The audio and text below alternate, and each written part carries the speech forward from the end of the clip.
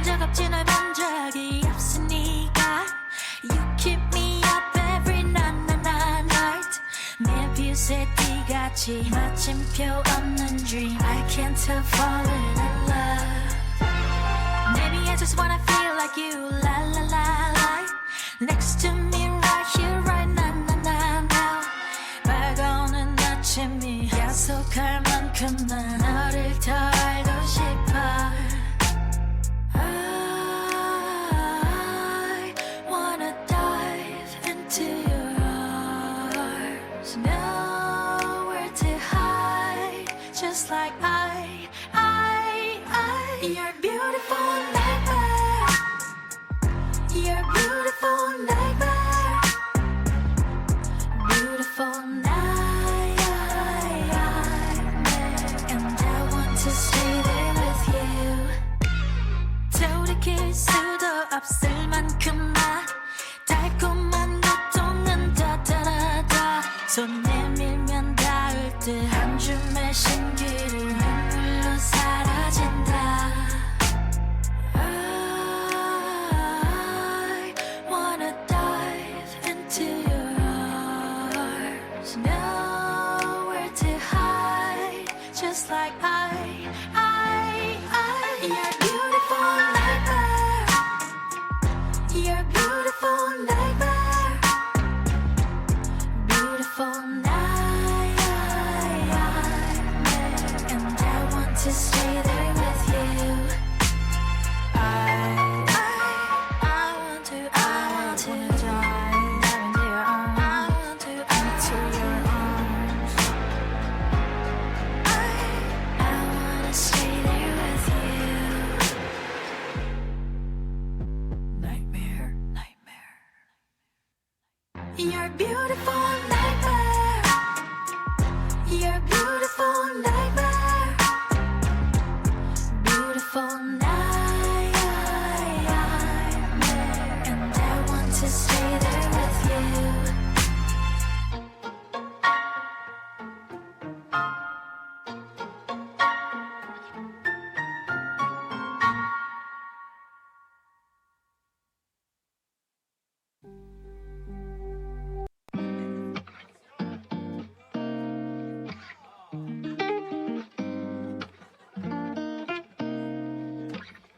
어느새 여긴 노을은 지고 밀려오는 너의 작은 바다 시간은 우릴 감싸고 너와 내 발을 맞추면 우리의 이야기가 시작된 거야 Oh every day, every night 넘쳐 흘러버린 맘에 내 두 손을 꼭 잡아줬으면 해 조금만 더 맞춰줄래 이렇게 말은 하지 않아도 돼 지금 이 순간을 그려보는 거야 지금 이대로 가득히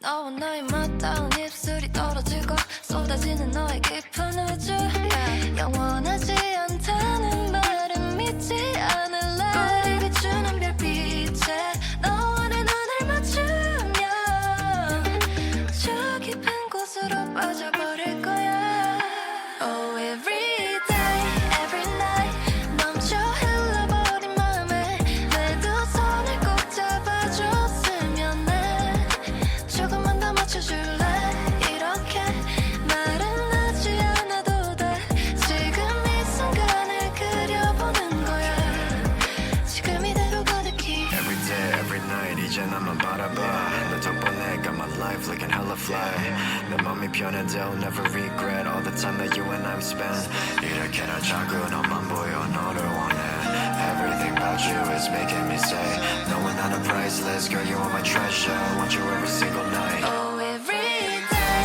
every night 넘쳐 흘러버린 맘에 내 두 손을 꼭 잡아줬으면 해 조금만 더 맞춰줄래 이렇게 말은 하지 않아도 돼 지금 이 순간을 그려보는 거야 지금 이대로 가득히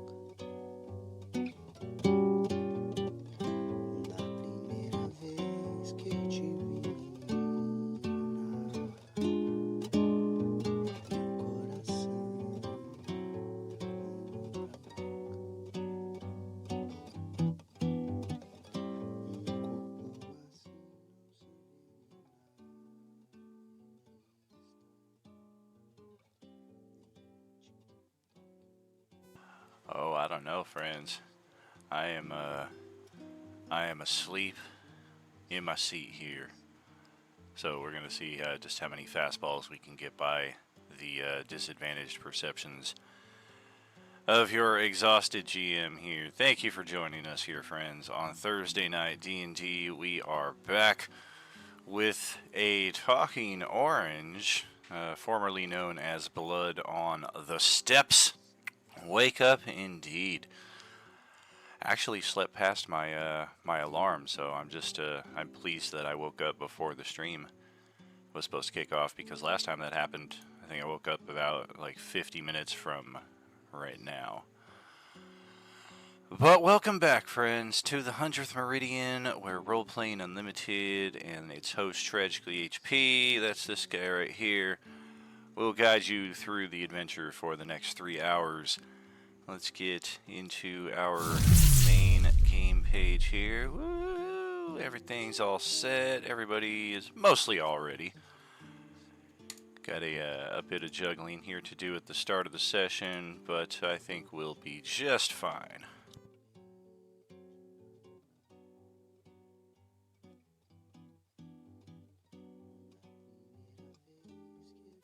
A little text to change here as well.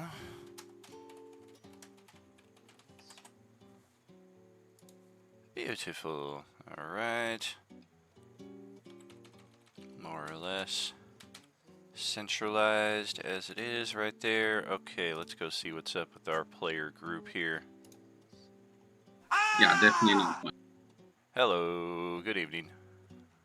Hey. What's up, dude? Howdy, everybody. Welcome back to another adventure where, as I was saying here on our live stream, your exhausted GM with his disadvantaged perceptions will guide us over the next little bit here. So let's see just how much we're able to get past my perceptions here in our adventure. You okay? Oh yeah, all good. Just this week in general has been a little exhausting, and these wildfires over the city is really effing with my breathing. But hey, on the positive side, I am officially 13 days since my last cigarette, so kicking ass on that front. Hey. That's nice. Well done. Congrats. Congrats. Oh, thank you. Yeah, that's over $100 saved right there with today's cigarette prices. Yeah, but you're not the only one with disadvantage right now. I'm full of Chinese Are they, food. It's not agreeing with me. Are they right all? now. Are they also like $13 a pack or some nonsense where you're at? Closing on 11. If you go to a casino, then they're over 15. Yeah. Fuck off. Yeah, I'm out in Vegas, so it depends where you go. If you go I to like a got you, smoke yeah. shop, then they can be reasonable, I guess. But when I started smoking, they were like $3 and change a pack. So this is I haven't smoked in years. Somebody told me that they're like $11 a pack now. Jesus. nice. Yeah, my dumbass quit for the better part of a decade, and then just picked them up last year like I hadn't missed a day, and it's been a struggle ever since. So hoping I can be done with them for sure here, but we are on level 2 of the pagoda. We spent our first couple sessions clearing level 1, meeting up with a couple of NPCs. If you did not catch our recap stream earlier today, no biggie, but it just so happened to be our last session of this campaign. So I did get a decent refresher in that respect. Our 2 NPCs at this point, Opie Trev and Revolver Rick, are more than happy. And to quote George Carlin, that sounds like a dangerous mental condition. How can you be more than happy? But they are more than happy to remain on level 1 and get a hopeful short rest, or at least some kind of reprieve, because they've been fighting, I don't want to say longer than you guys, but they are also lower level, and they're just willing to chill out on level 1 while you guys proceed up to level 2 and see what's going on. And looking at the map here, we see exactly what's going on. We have ascended the stairs. We've got some of the orange living dead here before us. We see the stairs that will lead us up to level 2. Technically, this is level 1. It's ground level, level 1, level 2. So if it's a little confusing in the terminology, that's how it's specified there. And then one bit of a logistical changeover here. Paracelsus, our doctor, is unable to join us here for the session tonight, so as is the case with any player when they are unable to attend for whatever reason, their character just tends to fade into the backdrop. They are neither here offensively, defensively, or on any kind of utility basis. But we do have Celestiana rejoining us. Welcome back, Kai. Hope you're having a good night so far. Hello, hello. And in your case and your case alone, since you were not here at the tail end of last session when we rolled this initiative, just go ahead, click your token, roll the initiative, and let's see where you fall in the midst of this combat. We're still in the same area that you should vaguely remember, just on a different level of the pagoda. Hi, by the way. I forgot this was a click to chat kind of thing. Hi. Welcome back, welcome back. Not me over here talking to myself, wondering why nobody can hear me. I do it at least once per session, usually in game. But thankfully, I'm on camera, so people on the stream are like, dude, you're muted. We see your lips moving, we hear nothing. I need a real life chat to follow me around sometimes. So we've got Ozzy here with a mighty 27 on initiative. Hidemori Genzo on a 23. Balerin Shadowblade on a 22. Celestiana jumping in here on a 13. Bon John Bovi is on a 9. Marcus is on an 8. And all of my zombies go dead last on a 7.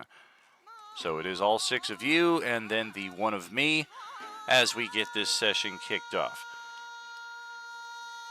I don't see any specific details here on the map that would require any kind of explanation. We might see these. We definitely will see these on future maps to come. If it's not clear what they are, they are hammocks. So if you want to try to catch a little short rest here in the middle of combat, there is the option. Doors and windows, pretty self-explanatory as far as the tables, books, scrolls, and the like assorted on tops of those. More to be found possibly after the combat. Go ahead, Paul, you are up first. So there's hammocks to sleep in, you see?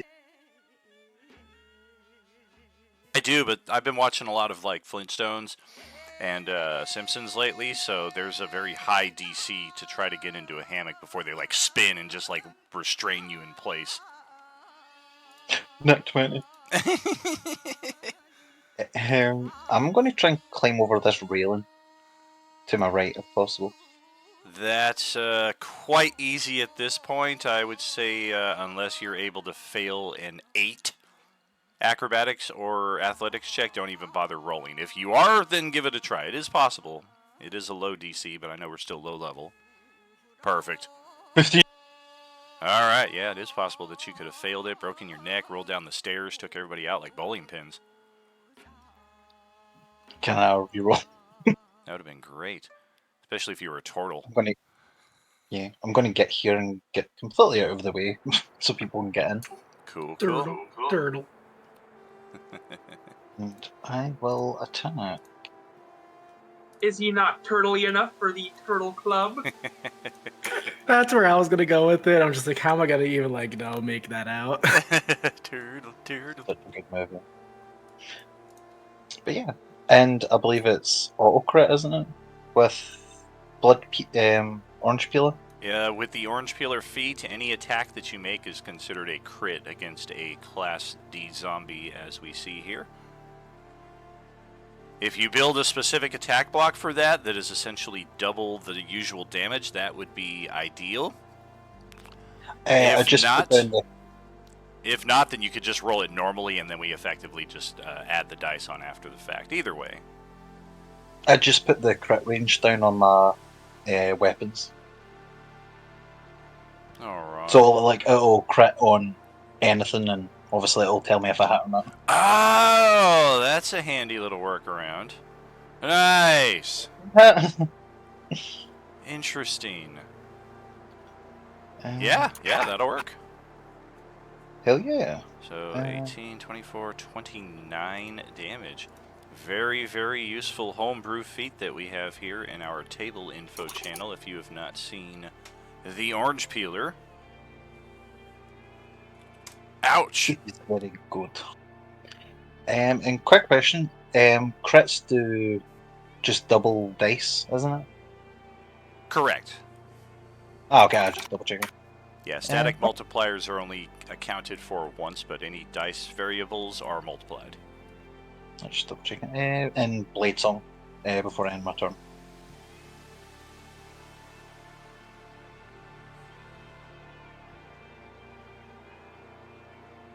I wouldn't want to be standing next to Kyra here on the stairwell as they're practicing with their daggers. Oh shit! I accidentally stabbed you. Sorry about that. This thing does cut. You stabbed Marcus. It is sharp.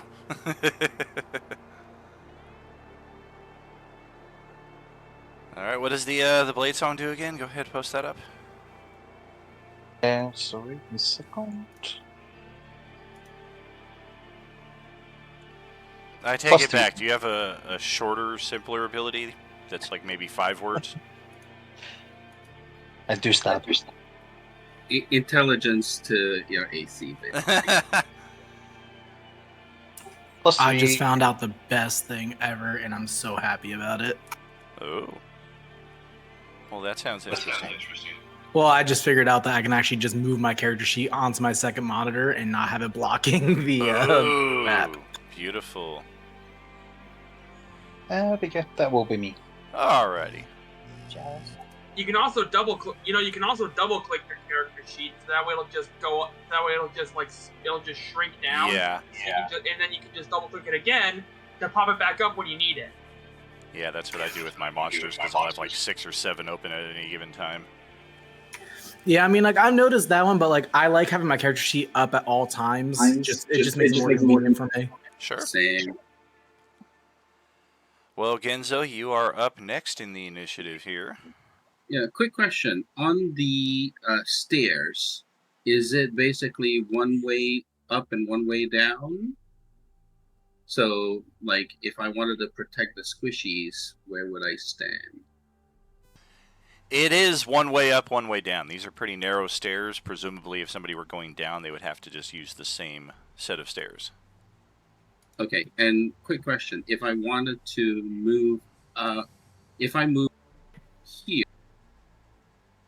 would that mean that the others could filter past me if they wanted to? It does. The zombies likewise would also be able to squeeze that diagonal past you onto the stairs, though. Right, but that might. So you're Yeah. you're removing the difficult terrain for your allies to go past, but you are creating a narrow window for the zombies to go past if they so choose. And if I were there, they could You squeeze get to past swing me. on them as they run by, though. So Correct. Yeah, the only way they would get past you in that respect is if they went over the railings themselves. Ah, okay. And my friends could squeeze past me if they wanted to squeeze past me, correct? Correct. Yeah, 2 squares to get through your space, but otherwise, assuming that you're not prohibiting them from passing, you're good.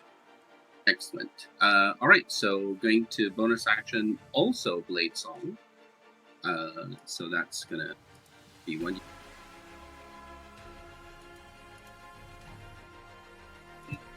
And then going to use a crossbow bolt over to the orange that Ozzy is fighting right now.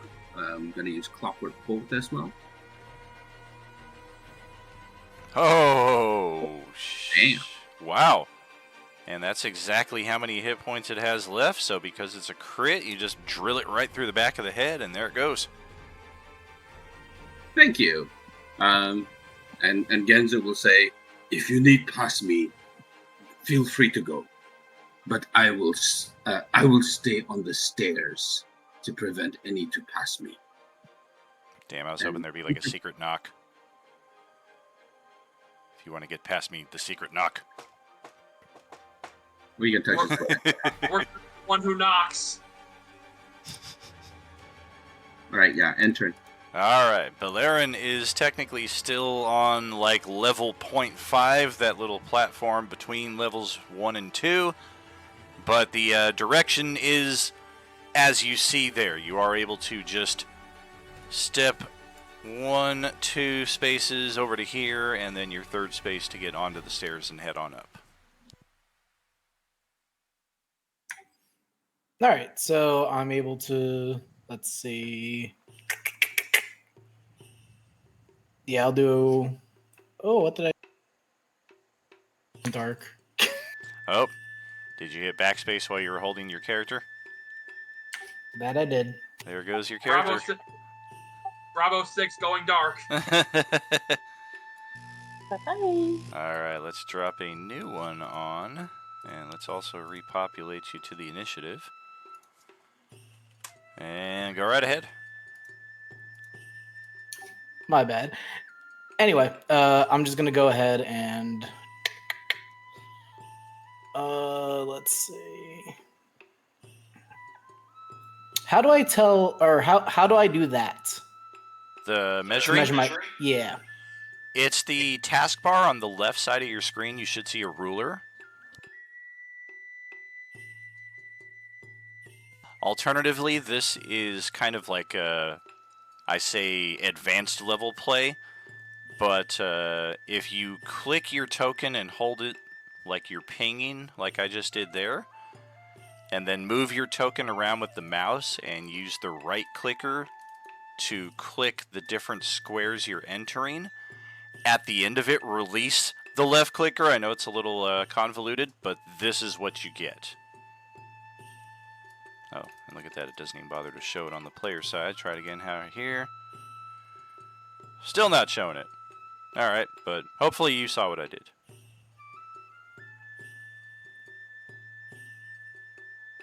Or can see what the other players are doing, like how Paul is moving his token around there, so you can kind of see the path that they take through their movement. It's very useful on like the most detailed maps. If I have traps in certain squares, they will automatically activate when you move your token into it.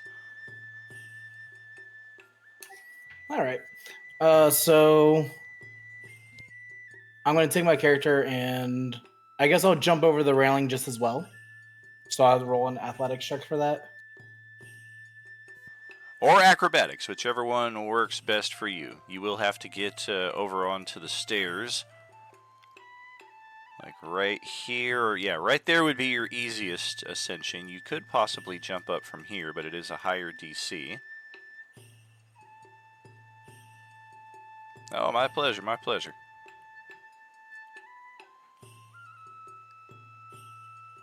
Very good. Yes, you are able to also ascend the railing there. Come up ready to kick some ass, and oh, you guys already killed this one.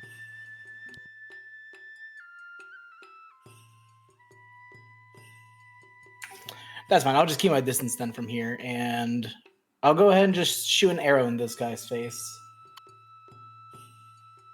The one up ahead to the north.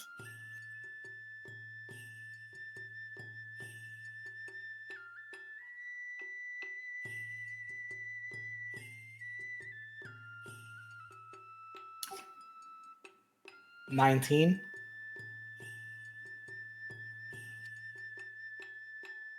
Do you have advantage? Did I miss that?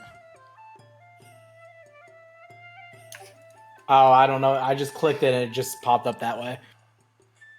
Correct. So yeah, we would use the number on the left by default, which does come up a miss. But if I recall correctly, you did the Prime sub on our Twitch channel. That was not me. That was not you. All right. Yeah, I do lose a little track of those things, but good heads up for anybody. If anybody has Amazon Prime, free sub to Roleplaying Unlimited, and not a sandwich. Does anybody else have an inspiration they want to toss his way, or perhaps a hero point, or should we just leave it as it lies? What's the difference between inspiration and hero point again? The inspiration allows you to use the higher of the two rolls, or re-roll entirely. A hero point adds a d6 onto the base roll that we're looking at.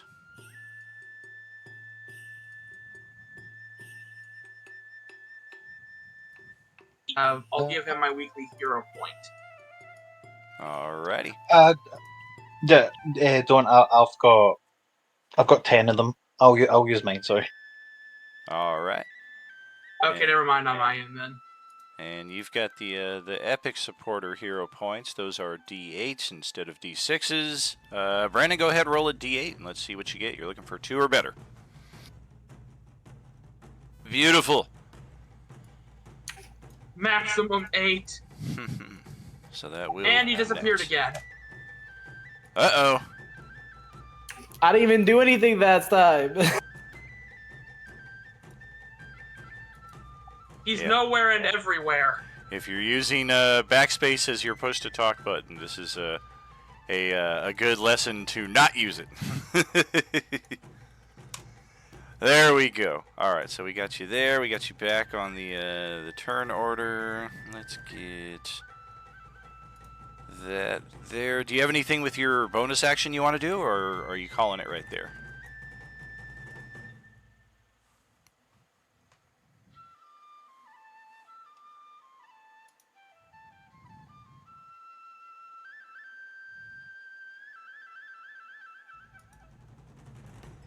Oh, he's changing his push to talk. Oh!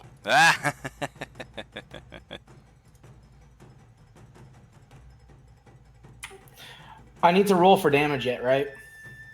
It did the damage as part of the attack there, so we got 8 piercing. All right, just wanted to make sure. Give me 1 second here.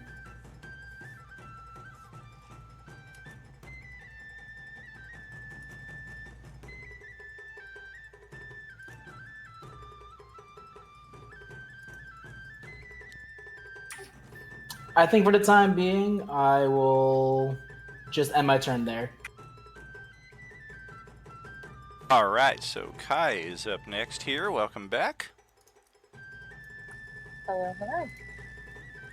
So they said I could glow, so I'm gonna glow.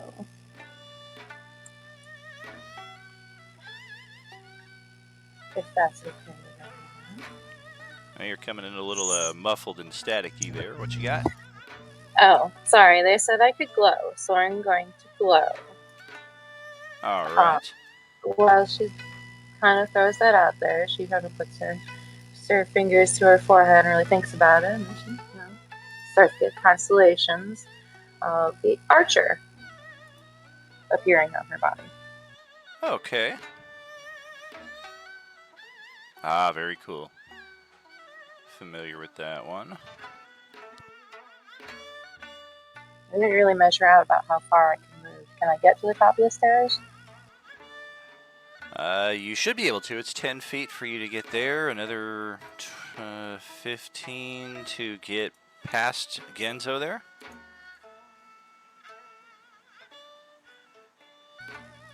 And then, as my bonus action, I'm going to search frontier.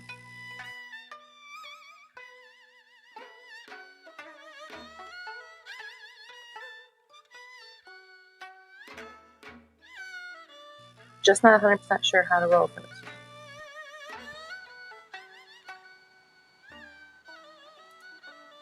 Let me see. I'm gonna guess it did not give us an attack for it. Yeah, that's what I was looking for. That is correct. Okay, give me a moment.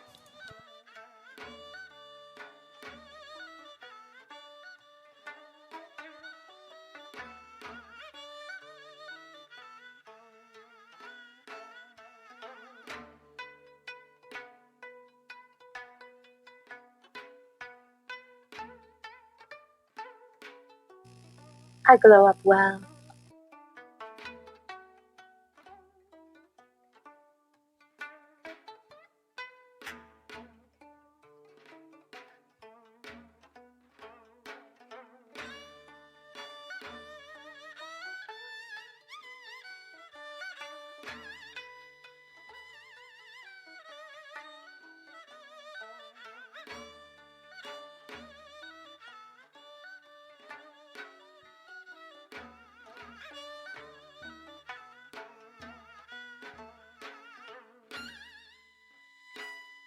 Alright, let's hope that does the trick. Give that a try. Alright. Inside it.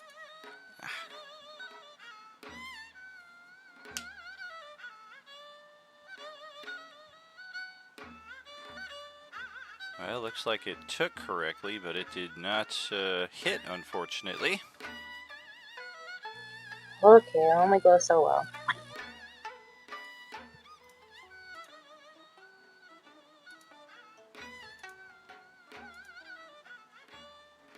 Okay, so you move, that's bonus action and action. Alright, let's pass it back to John Bovey here. Very cool. How high is this ledge here? From where you're at, it's still about 15, 20 feet high. Cool, not making that jump. So I will run over. You could eat the plushie. I could throw you up there. Let's do that, actually. That sounds like a good idea. Do I need to roll for that, or is my strength plus a rabbit good enough? Alrighty.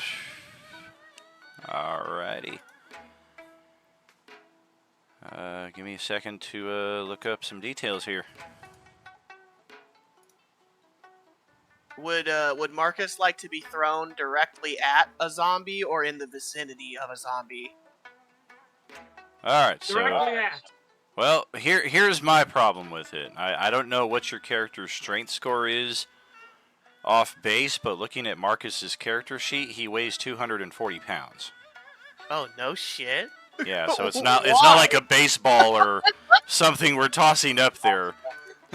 Hey, boy, I'm sorry. I don't get a lot of exercise. I'll just move then, I guess. That's a big bunny. The one flaw in my eat plushie strategy is the fact that I weigh a fuck ton. And then I'm gonna do it. That is a dense rabbit. Yeah, fuck yeah, dude. You're like, what are you, like 3 feet tall and 200 pounds? Exactly.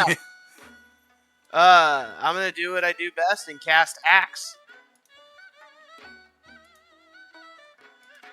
Alright.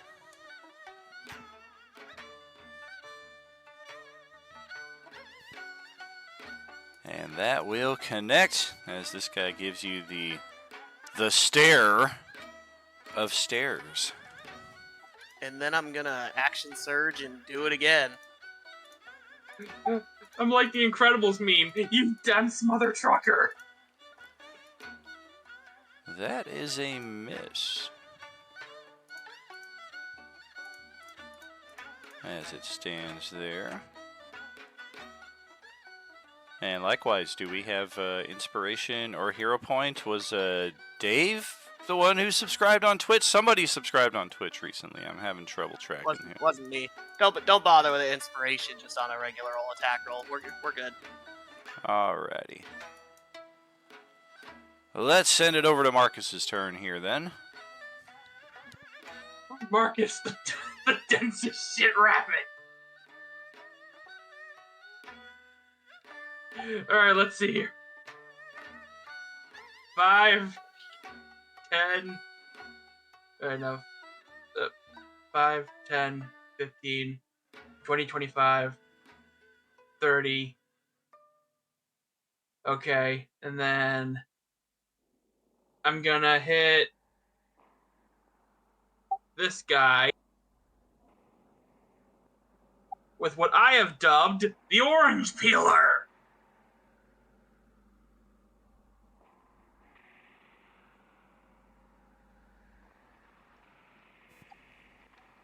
Actually, wait, can I rage? Can I rage or... I don't think I can rage. Well, I am level 2, so I think I can rage. I think I can rage again. I think I can actually rage right now.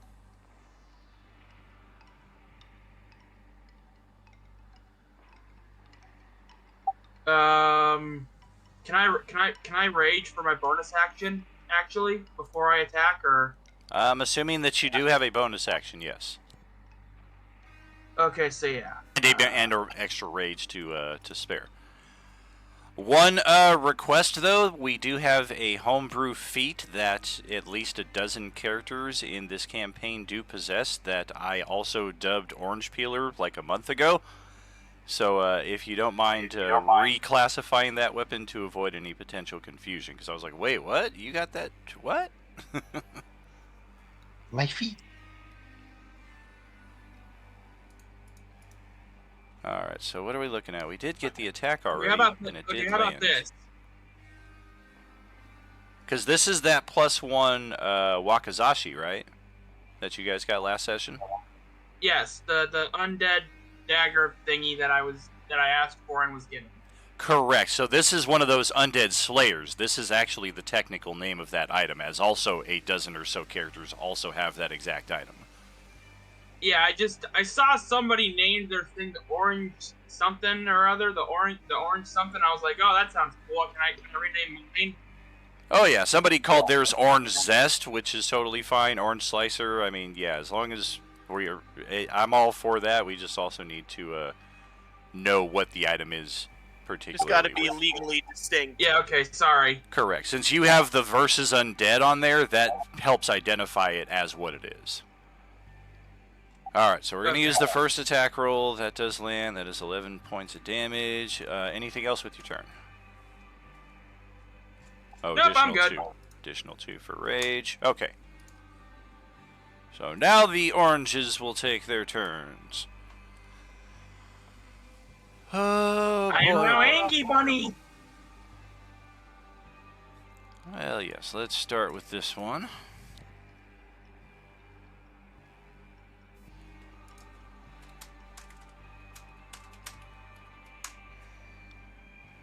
One, 2, 3, and 4. Well, we're going to attack Marcus in retaliation.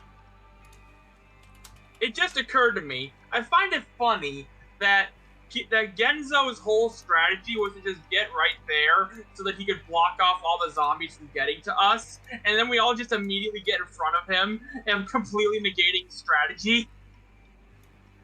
That's okay. He's not the one who's gonna have to tank the zombies then. Alright, that is a scratch attack on Marcus that is not going to land.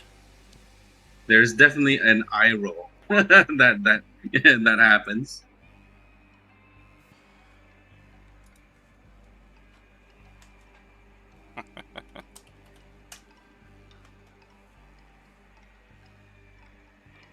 Well, that's gonna be tricky.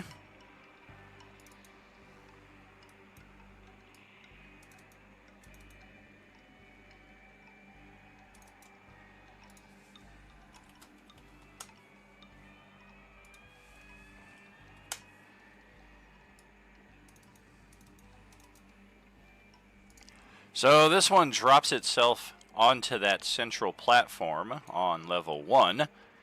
And you guys all hear a thud and the sound of bone breaking as it takes only 3 points of damage. And then it gets back up to its feet and a bit slower makes its way up the stairs here to attack Genzo.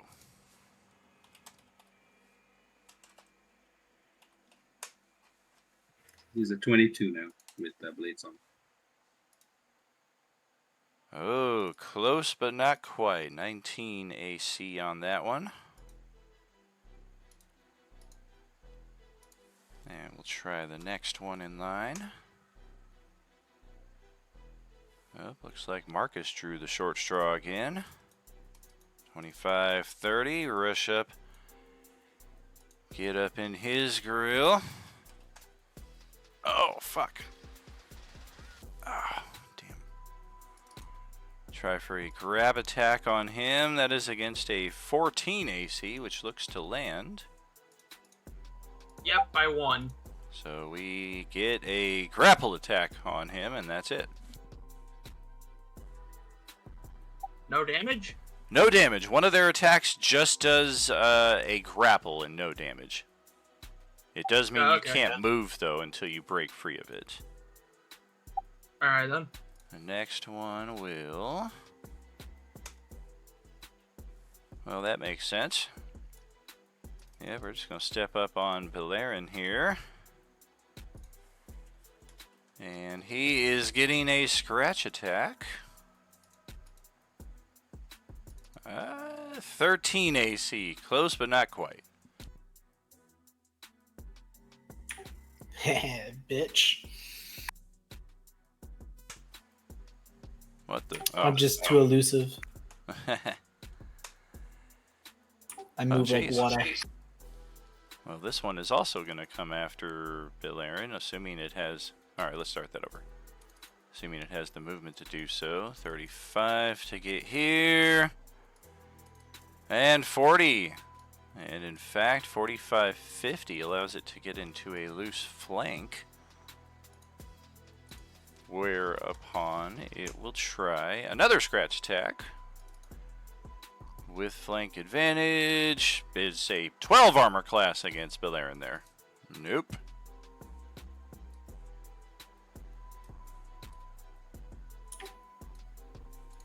Nice try.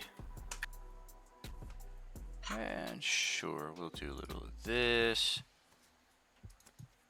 30, 35. Ozzy hears footsteps rushing along the plank just outside this door. And the door opens, and there's another zombie right there. Bring it on. And you are the only one that I can target with my remaining movement, so we will do so. And with flank. Oh, it's going to try to grab you. Yep. AC center. 21 AC. We got a grab attack on you there, so grapple. And then likewise from over here on the western side, the door opens. And sure, which of you are going to be our favorite? 1, 2, 3, Celestiana. 10, 20, 30, 35, 40, and 50. Just to get right up to you. Had just enough space. And a loose flank with this guy here to boot. Uh-oh. Just going to try to take a bite out of you. 13 armor class.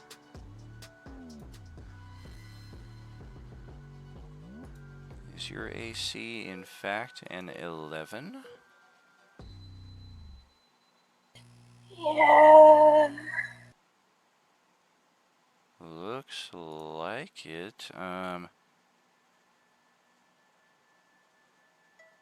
you don't have any armor at all? Like not even leather? I travel light. Yeah, I guess so. Well, then that will hit. It gets a bite out of you, and 4 piercing is the result for the damage there. And But I'll be then- looking into leather now. Yes, indeed. As the door to the south opens up, and another one decides to join the fray. Let me guess, there's one to the north, too. Stands to reason. Let's see who the lucky... it's Genzo. How are we going to do this? 10, 20, 25, 30, 35. That's going to provoke Marcus's attack of opportunity as we step right through there, if you so choose to take it. That will miss by 2. And then we'll step right over here. And yeah, we're just going to try to paw you over / through the railing here.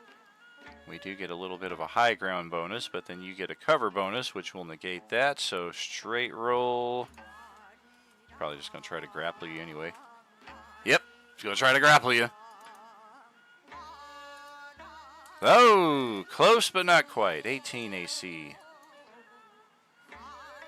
And the one on the north side, I don't know, maybe it's taking a nap because it doesn't show up. Ozzy, back to the top of round 2.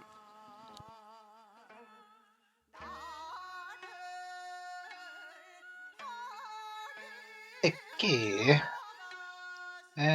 Any reason I can't attack this guy? He is wearing a sign that says no touchy. Oh, I'm untouchable, right? Damn it. And then 10. Hoya! Got like a wow. Got like a connect 4 thing going on here with a block. Flank advantage. 26 damage. Ouch. Ouch. All right. Well, we'll take it. And I can't move, so that'll be. Well, okay. Genzo is perhaps the best protected, but found 2 of them still going after him. That's good. He's happy to think. All right. Let's see. Oh man, no flank bonuses. All right. He'll attack the one that's on the stairs. Hey, real quick, I'm noticing he's got like the automatic crit thing going on for like. He's got the automatic crit thing going on for Orange Zest. How do I do that for my Orange Slicers? Like, the Orange Slicer should do that too, right? Negative. No, it's because I have the orange peeler feet that I'm able to do. Okay. The Sorry. zombies. Sorry. I All was good. getting confused. Yeah, we Right, do have a lot of so, oranges in here. It makes it a little easy. Yeah, so gonna, Undead Slayer, the one down south. All right. And do Boon and Blade as well. Okay. And that's it. Do that. Does Booming Blade also have an effect like Thunderous Smite and other ones that are like people up to 300 feet away can hear it? I've been seeing that a lot lately. It just says that it's thunder damage. Perfect. Yeah, just good to know, because all of you would definitely be aware that silence is your friend here. But there is also a lot of chaos going on in the city, so you don't necessarily need to like beat each other up over every noise, like full of the took. Oh, actually, I made a mistake. I actually don't have Booming Blade on this character yet. What the hell is So- that, man? Come on. I have Clockwork Bolt instead, unfortunately. Oh, yeah. Well. That's a handy one. A little extra piercing grind damage on their turn. Yeah, end turn then. Alrighty. Pardon me, I got my fingers knuckle deep in some flour here. Try to get that out of the way. There we go. Alright. And Brandon, it's back to your turn, my friend. Welcome back. Go ahead. I'm just going to go ahead and use my short sword on the zombie that's to my bottom right here. See if we can't get him out of the way. Alright. Damn, you are completely surrounded there too. Shit. No flank on that one, sadly, but let's see what you got. Yeah. Didn't choose the best spot to stay in. Yeah, these things kind of make every combat very chaotic because you never know who they're going to go after or anything. Well, that is a hit, and that is enough to drop me to 0, so we're going to check its death save. 17 and 5, I need to beat a 22. And I cheated and tried to roll 4 times, and the best I got was a 20. So, you got one! Woohoo! Nice. And then it's at this moment that Revolver Rick decides to show up and hunt you down. Come back here, you son of a bit! Oh no! We ain't done with this yet! I imagine him over here under the stairs pointing his gun at him. It's like, oh, I wish I could.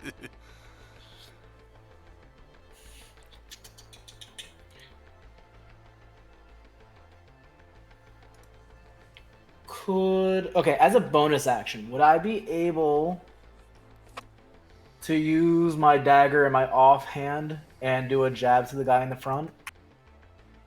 Definitely. Yeah, if you don't have the appropriate feat or fighting style, you don't get to add your attribute modifier, but otherwise anybody can attack with the offhand as long as they have a weapon in hand to do so. Alright, so yeah, I'm going to use a dagger. Solid.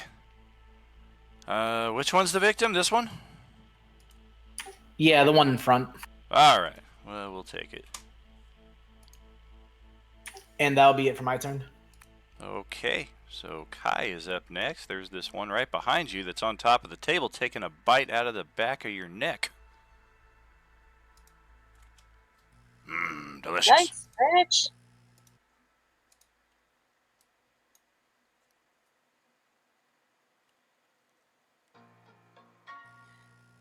Quick question.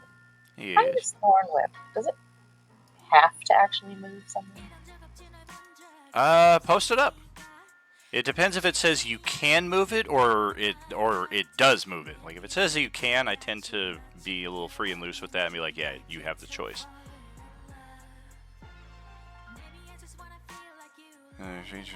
Creatures large or smaller. Pull it up to 10 feet closer. So yeah, that looks like it would be an automatic.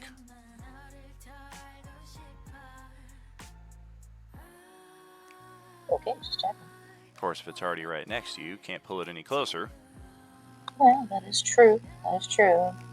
Just kind of looking to slap it in the face. Sorry about that. My computer crashed. Oh, good, buddy. Well, anyways. Did you nickname it Bandicoot? No, but I appreciate the joke. Frostbite. I'll be here all night.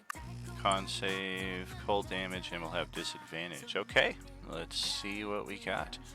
And I feel like it's done this every session now because that is not your spell save DC. But we did change it. It did We take. did.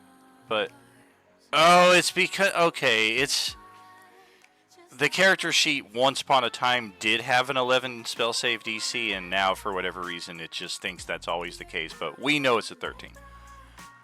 All right. Okay. Hopefully, as you add new spells to it, it will supplant that with those. But some of these lower level spells may always show that. I think it's just one of those weird Roll20 things. Alright, so I got a con save of a mighty 6, so I will take all 2 points of cold damage. Yeah, there it goes right there. DC 13. Yeah, right? So it shows it in the attack, but not on the spell description. So weird. Well, to the same one as my bonus action. Oh, is that a bonus action? I thought that was an action. No, it's bonus action. Oh, damn. Crazy. Well, sadly, that is a miss. That could have been a fair chunk of damage. Still practicing. Still sorting it out. Alright, so John Bovey is up next here. Outstanding. Do I have flanking on that undead fella standing behind me? To the north of you, absolutely. Very cool. I'm going to turn and put an axe in his back. Alright.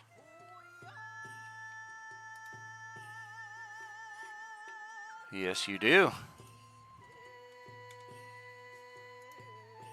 I almost wish I'd rolled just one lower all these times because I keep getting 3s and I need to re-roll those.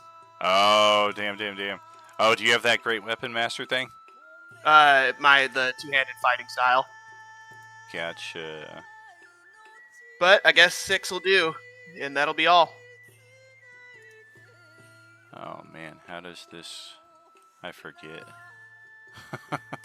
There's a cheat for it. Fuck it. We'll leave it until it comes up. But there is a way to insert the macro on your character sheet so it automatically does those rerolls, so you don't have to like keep your eyes open for it. Marcus, your turn. I'll look into it after this game. So for the zombie to the south of me, I'm going to release the beast. Ooh. Yes, you does. Take 1 round off your rage there. That will hit. Hit. Got it, got it, got it. And chomp. And can I use my bonus action to try and break free of the grapple?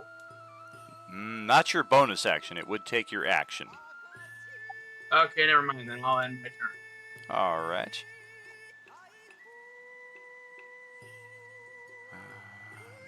Nope, it's not there.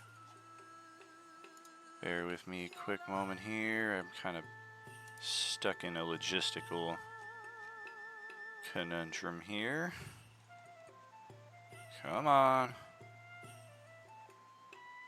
There you are.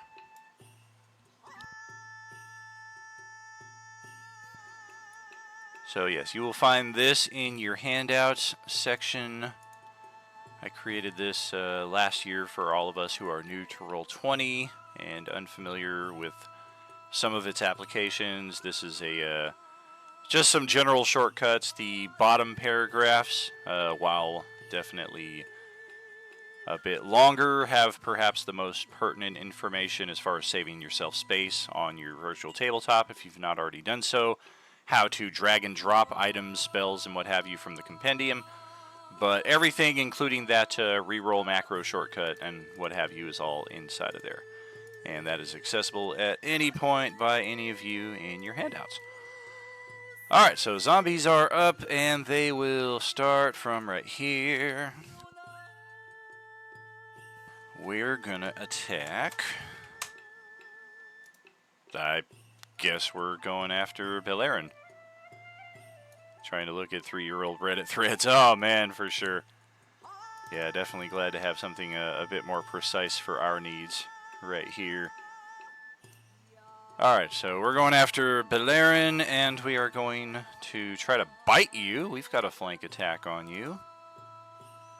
Oh, 17 to breach the armor class for 5 piercing as this thing gets a bite out of you.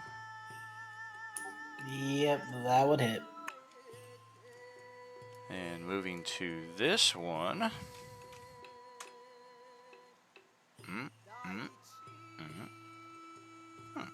Okay.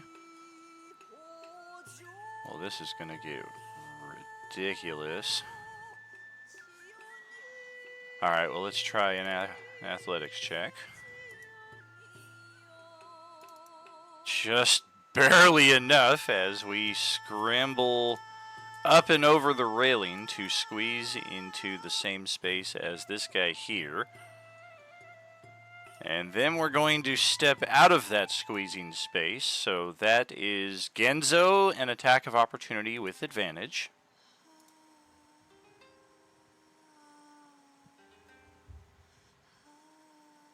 That will hit. That is Beleren, attack of opportunity with advantage.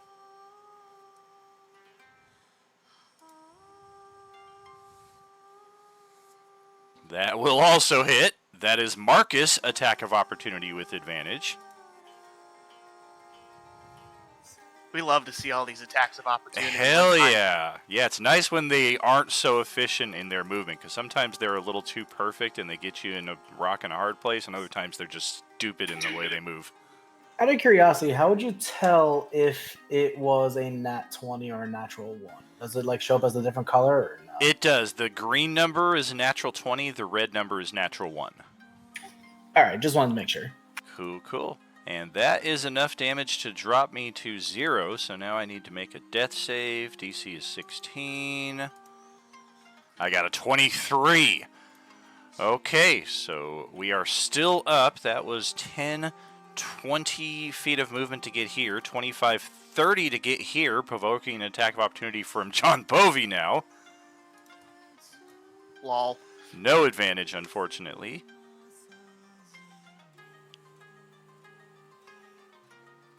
Oh, it's a miss by 1. And then 35-40 as it finally gets over here to Celestiana, its intended target.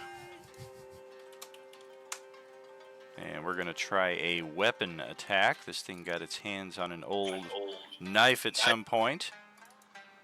I think they should all start doing that. I like that idea better. Oof. That is a 23 to hit Celestiana for 8 piercing as this thing just jabs you right in the neck. Ouch. Oh. Yeah, that is brutal. Just like that, she's got 5 hit points.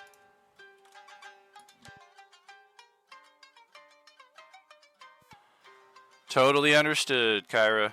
Do what you gotta do, buddy. I'm sorry. I'm not feeling good right now. No worries, take your time. We still got 2 hours of session left, so if you feel better in like an hour, feel free to rejoin us. Okay, thanks. For I'm sure, man. sorry. Feel better. Bye. Take care. Feel better. Thank you. Alright, so we got the attack on Celestiana. We've got this one up next. And unfortunately, one ally less to choose from. So let's see who we're going after now. It's going to be Ozzy. And everybody has already used their attacks of opportunity here, so we can freely move there. And flank attack on Ozzy. Bring it on. Bite attack. 20 armor class. Shit. That is 4 piercing. And the one that's got a grapple on you. Sure, why not? He just wants a hug. Don't look at me like I'm frickin' Frankenstein. Give your father a hug. Wow, that was really good. I'm hip. I'm with it. You know, I was gonna say that was spot on. That was good.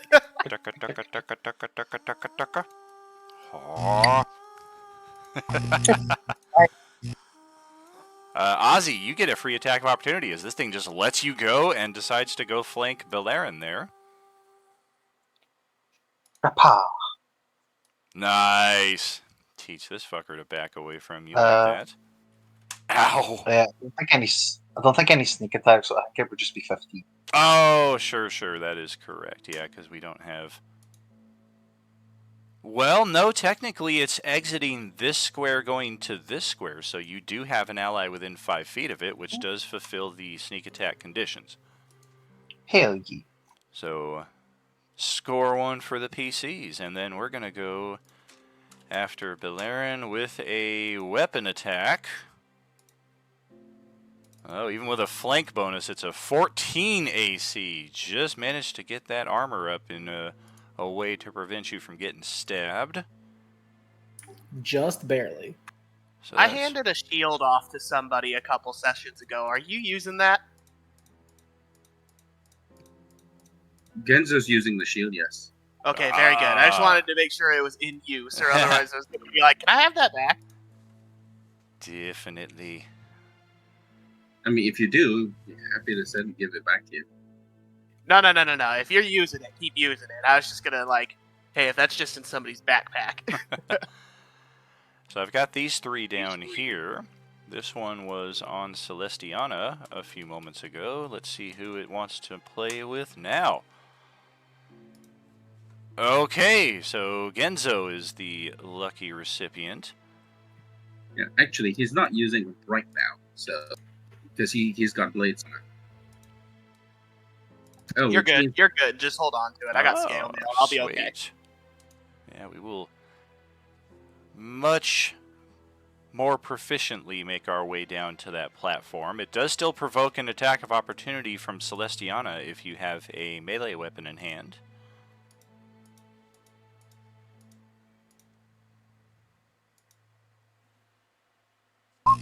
I feel like I do.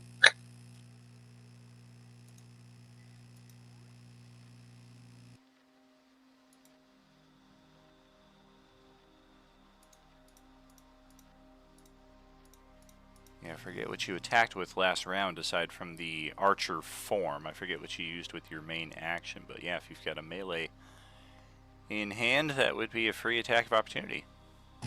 Yeah, I don't think I have anything melee. I really should, but I don't think I do. I'm just proficient in them. Oh, gotcha. No problem. So we will get Genzo from the bottom of the stairs, and we're going to go for a scratch. Oh, a 24 AC for 4 slashing. Shield. Alright. That's right, use those spell slots. I fucking love shield. That's the first spell I'm gonna take when I get my Eldritch Knight level.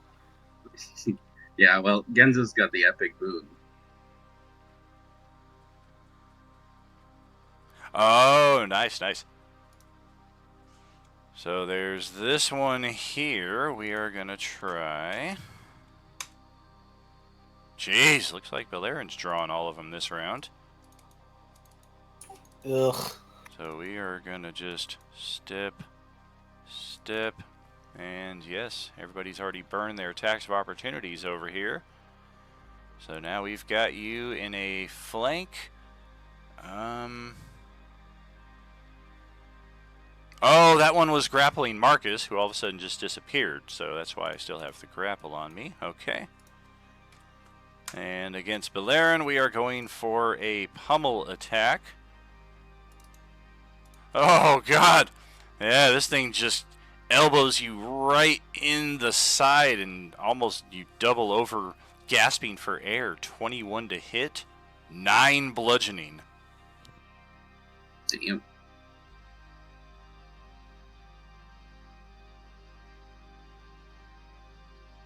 And the last one is going to go after... Don't you dare fucking roll a 1. Oh, my God! We're going after Belerin again. Oh no. Wow! Just everybody wants a piece of him this round. We do not have flank advantage because the other guy across the way is on the stairs, so this is a straight weapon attack. And it is against a 10 armor class. If we had the advantage, though, that would have dropped you to 0. Whew! Man, we thought he was surrounded last round. Now look at it. Holy crap. Okay, Ozzy, your turn. Okay. What is it to use a healing item again? Can you use it as a bonus action? To do the healing what? The healing powder stuff? It So is a like, bonus yep. action to use, yes. You can use the full action for it, and it would restore the maximum value. I'm attack this man. Okay. Just so I can heal Belerin a wee bit. I'm obsessed. That's a done deal. Oh, that was an actual crit too. Wow. Nice. It's like a hot knife through butter. Gonna move in. Just force feed Belerin some cocaine. You bring up the little glass plate, and it's all lined up for him. Just put your nose on this. I heal him for 6 and then stab him for 3. Oh, God, what is that? Why? So, yeah. I heal you for... This is payback for last time, that's all it is. This is for me. Yeah, 6 points of healing.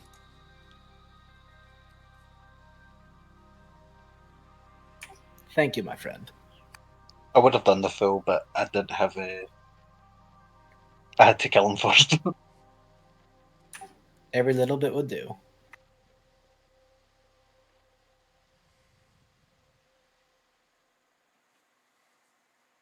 All right. Well, Regen, let's and see. then I'll stand here. All right.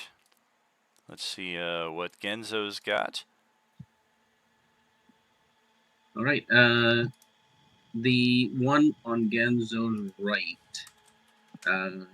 is that flanking or no?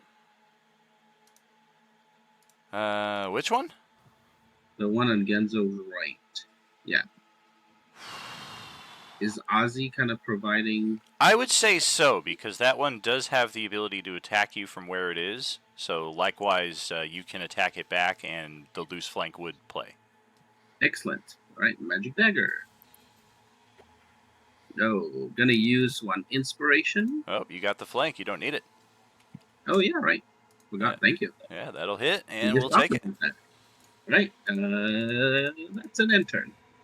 All right, and Balerin is up here now. Is that your kidney on the ground there? I think that's your kidney on the ground there in front of you. I don't think I ever returned the kidney to Rick, so that might be his. But what I'm going to do is I will go ahead and use my short sword on the guy behind me, and then I'm going to spin around and use my bonus action for my offhand dagger. All right. Nice. We'll take that.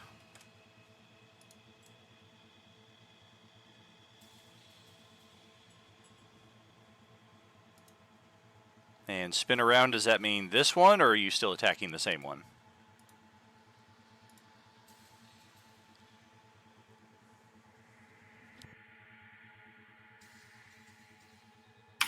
Sorry, I forgot to hold on the thing. But yes, to also get the other guy behind me, this dude. All right. Is a little bit less damage than shown, as without the appropriate character feats and what have you, you don't get your ability modifier to the damage, so instead of 8, it becomes 4. But that will hit, and we will take it.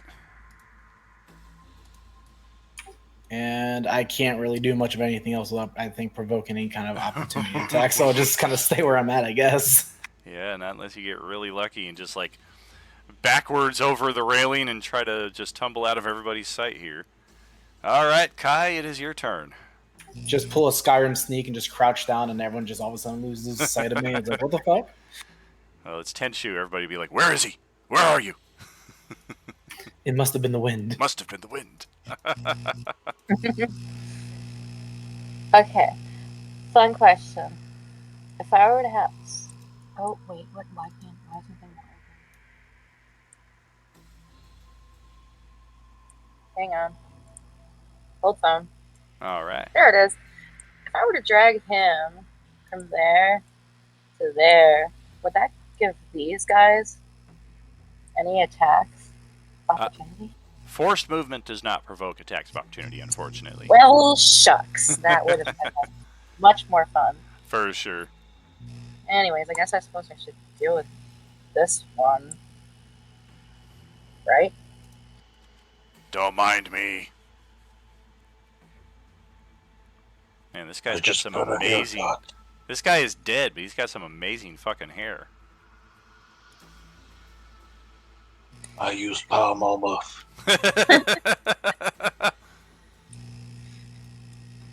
Your orthodontic work is wonderful. Well, I'm gonna go the same route as last time. I'm just gonna roll this 2, so I make money. Ta-da! 2 damage again. All right. Yikes. Ta-da! Well, nothing doing there. Gosh, I wish that would work at some point. And yes, we will take the cold damage, but make the con save against our demise, so it stays there with 1 hit point. Crap.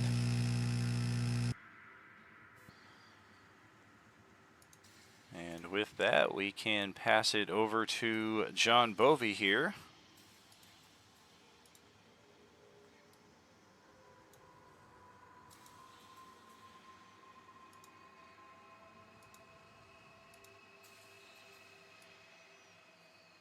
Try and get that one with the flank. Well, that sucks. It's embarrassing, really. Very. That's all. Alrighty. And that will bring up the undead. We'll start from the south this time. 5 targets. There's no more ones.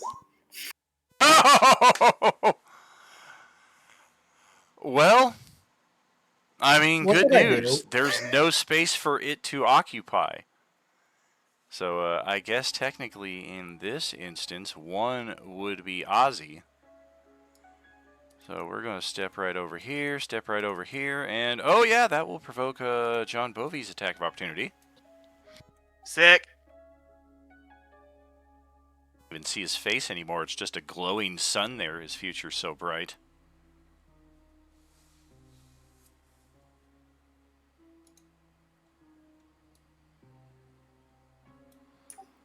I swear, this is all just payback for my last session. Oh, natural one.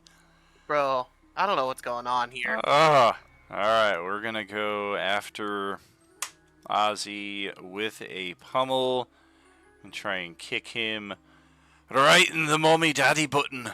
Oh, it's a 9 to hit, so that's not gonna do anything.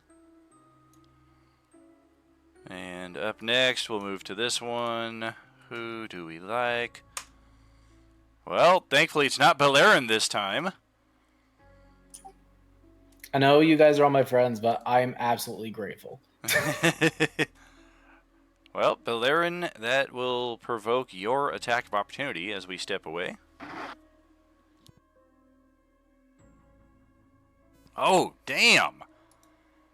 And what an attack of opportunity it is. Ozzy also gets an attack of opportunity. I'll take them damage whenever I can. Well, frickin' 20 damage on a frickin' response there. Oh, ouch! 14, 15. We do not have enough to survive that. Should have called for yours first. Take that.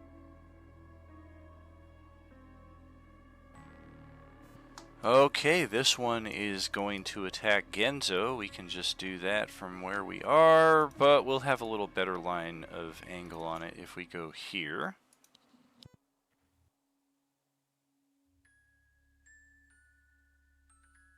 Finally, I don't feel so crowded. And we're going to try for a punch to the jaw here. Yep. Connects but doesn't beat the armor class, so it's just almost like a little caress on Genzo's chin from this zombie right here. I do believe he's flirting with you. You are not my type.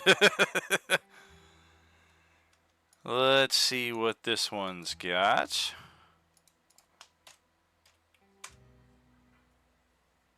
Okay, well, we're going to need to check athletics, just good enough. And squeeze and through. That will provoke Genzo's attack of opportunity. Woo. With advantage. Well, shit.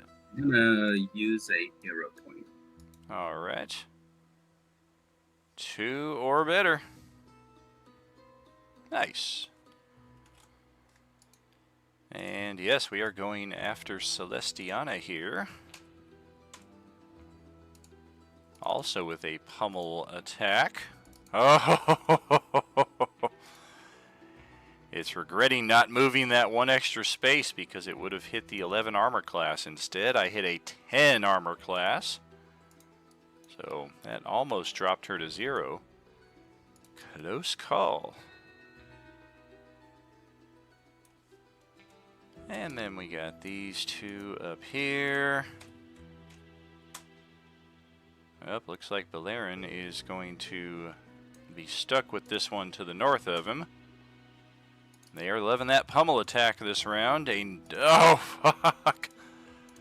19 to hit for 8 bludgeoning. Oh. Uh-oh. This is where it gets nasty. They have the potential to turn instantly into another undead. We get a bonus action bite attack here. And because he's prone, that is technically a natural 20 to hit. So we need a con save now from Beleren. On the money. 18 is the DC, so instead of instantly transforming into an orange undead, you fail a death save, suffer 1 level of exhaustion, and are simply dying. That's not much of a trade-off, but it does offer some potential. And now, oh, I'm rolling one too many this time. Still going to be a 1, so that means Ozzy gets the attack. And we're going to try to grab you. 18 to hit, so it is a grab.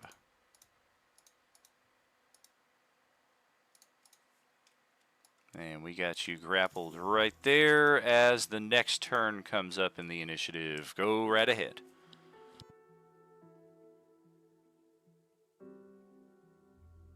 Just going to kick Valerian. You're going to kick him? And kick him. Feed him a little bit more coke. All right. Get back on his feet. And I'll I'll attack this one. Okay. That is good for 8 points of healing for Beleren. He is prone, but thankfully no longer dying at least.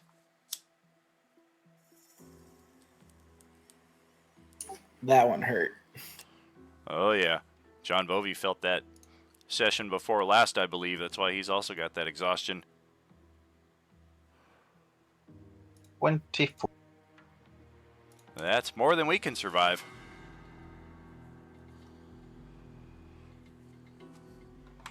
That orange peeler feed is coming in honey tonight. It is beautiful. Very, very beautiful. But yeah, that'll be me. All right. So Genzo is next in the sequence.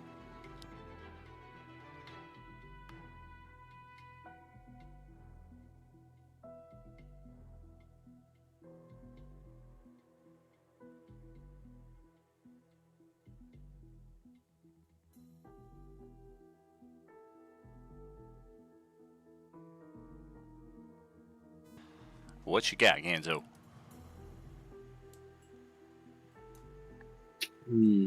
I guess. Yeah, I guess just attack the one in front. All right. Oh, that's exactly how many hit points I have. And because it's the Undead Slayer, I have disadvantage on my death save. 15 plus 5. He still makes it. 1 hit point remaining. Enter. All right. And Brandon, half your movement to get back to your feet. Otherwise, your turn is yours. That's fine. It's not like I'm moving too far anyway. Very true. I'm just gonna go ahead and attack that guy right there. All right.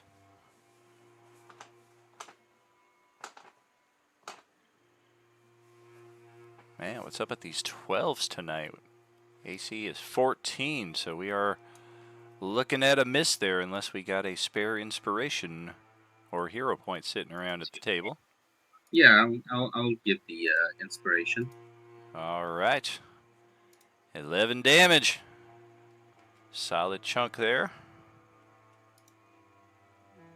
And then I'm just gonna go ahead and use my bonus action with my offhand. Okay. Also a hit. Only 2 damage, but every bit counts.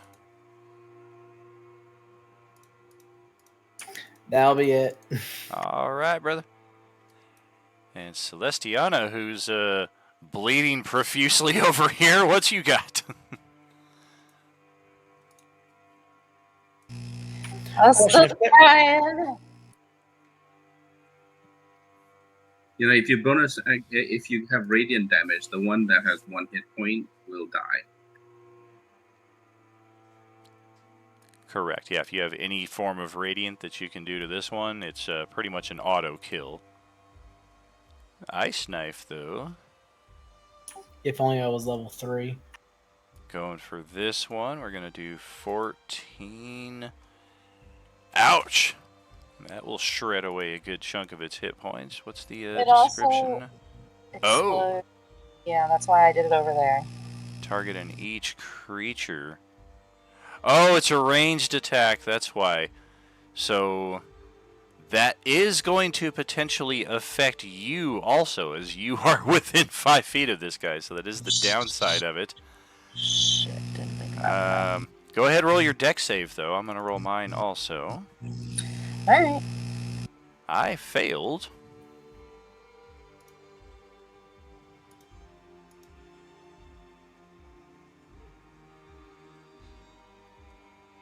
Oh, well, yeah, you could not have made that better. And that is an all or none, so you will take none of that side damage. And the cold damage there is 5. Does the one to over here perhaps get touched? Correct, yes. He failed his save, so now we're going to check a death save, because that might kill it. 5 plus 5, I need to beat a 10. I got a 13. It still is here with 1 hit point. For the love of God. Yeah, sometimes these things just sit here with 1 hit point. You guys just keep bashing it in the brain, and they will not drop. Well, let's throw the archer at him. Alright. Disadvantage for being up close with range, but that will hit. And because it's radiant damage, he gets no save. Sweet. Yay! Alright. And that will finish it off. And we will pass it over to Dave's turn here.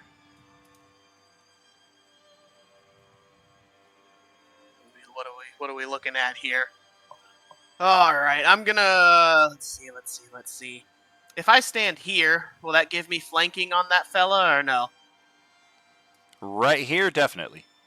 Cool, I'm gonna do that. I will step Alright. over this dork's corpse and take a swing. What the fuck did you call me? Ouch. There we go. That's a little better. Prompting the death save, and we will make it. Once again, staying here with 1 hit point. I roll my eyes when it stands back up. Almost cleave this thing's head completely off, and it still just continues to twitch and groan and try to attack. Whack. End turn. Okay, well, we are down to our final 3 LDs here, Living Deads. We'll start south this time. And it's going to be Ozzy drawing this one's ire. No attacks of opportunity, unfortunately. And we got you in a flank. Weapon attack on Ozzy is a 23 to hit, 6 piercing. Jabs a broken table leg right through your side there. And then this one, standing here with 1 hit point, is going to try its luck against Ozzy as well, also with a loose flank. Also with a weapon attack. A 17 to hit for 7 piercing. Oh. Youch. And this one has you grappled already, but is it going to stay with you? No, it is not. So let's release the Grappen. The Gracken? That's a stretch. Alright, Balerin, you get a free attack of opportunity. Well, it takes your reaction, but more or less free. Yeah, I'll take it. That got me thinking, oh, yeah! What the fuck is that? That's... no. Ugh. Yikes. You hit Ozzy. Alright. I blame the exhaustion. That's fair. Fuck you! Did you just throw it at him? I think he just dropped it over the railing and it went tumbling down the stairs all the way back down to level 1. And then somehow the blade broke off at the hilt when it finally came to a rest. So Ozzy, you get your attack of opportunity on this dumbass here. Yeah, bitch. What the hell is blue? It's natural 1. Because, That's funny. It's because still counting it as a crit, even though it's a natural 1. I haven't seen a blue in a long time. I didn't even know they still It's used it in Roll powerful. 20. Okay, so 10, 22, 26 damage. Wow! This thing almost just bought the farm stepping away. But we are going to go after Genzo. That is who I rolled, right? Yes. Yeah. And we're going to try for a scratch. Nope, 17 AC. And that will pass it over to Ozzy. okay. Can I do an offhand on this guy? Which one on the who now with the what? Offhand on this one, and it would kind of instantly die if I hit it. That's Assuming that is the weapon in your offhand, yeah. oh yeah, true. Yeah, if you're also attacking with your primary hands, you don't have that weapon in your hand. The 5e doesn't allow for like the ha ha ha ha kind of thing. Oh, switch hands. Exactly. I'll just attack this guy then. Okay. Shabang. 18, 19, 20 damage. Well, he had 18 hit points left, so even with some shit sneak attack there, that is just enough. How dare you? And that'll be me. All right. And it doesn't apply so much in a situation like this where you're more or less standing still, but just for clarification, the proper order of sequence for your turn-by-turn regeneration for the Epic Supporter, that takes place at the start of your turn, just in case you do any movement or what have you during your turn that sets off traps or provokes attacks of opportunity. Your healing would have already taken place before any of that. I always keep forgetting. All good. It is Mr. Hidemori's turn up next, though. Right. Gonna attack the one that. Let's see. Yeah, gonna attack the one that has the least hit points. So this one. Well, I guess technically the one, 2 more squares to the right has less hit points, but you'd have to move over to him. No, he can't. Yeah, it's the difference between 3 hit points and 1 hit point. Yep. That will hit. That will set my con save at a 15, and I will get a 13. So that's another one down. And turn. Well, who's going to get the claim on the last one here? Balearin's got first crack at it. Just because I want to use it, what I'm going to do is use my bonus action first for steady aim and use up the rest of my movement speed. And then I'm going to use that to go ahead and aim it right at him with my bow and arrow. Awesome. I think it says it gives me advantage. It does. Yeah, as long as you don't move, you get the advantage there. Oh, 18 damage plus 5 is going to set my DC to 23. I need a 19 or 20 to make this.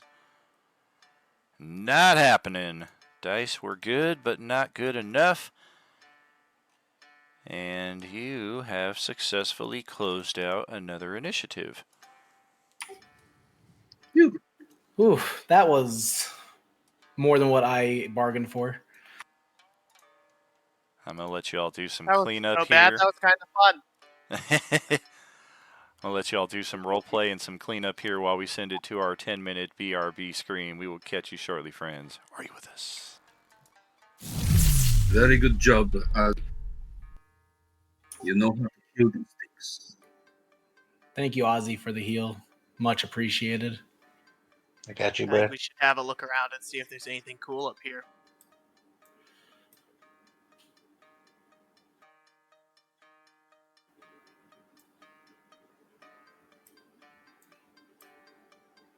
There seems to be a note over here on this table, but I'm not entirely sure.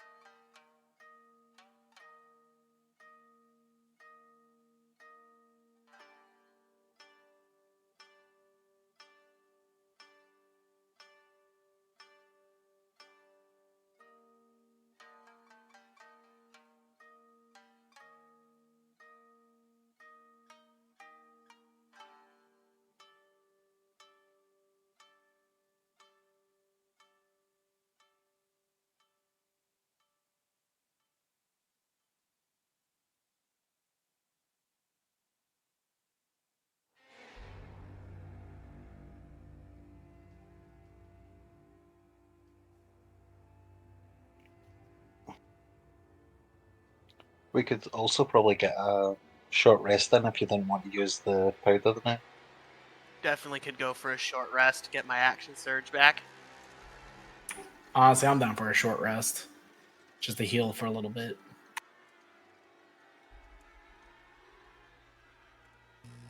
That works for me. That would be nice to save that powder.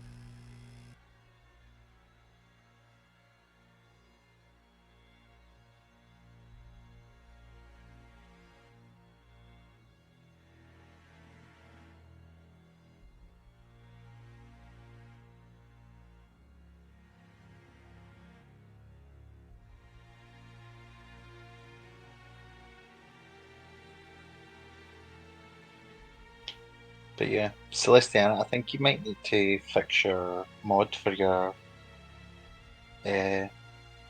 arrow attack. It was only adding +3 instead of +5.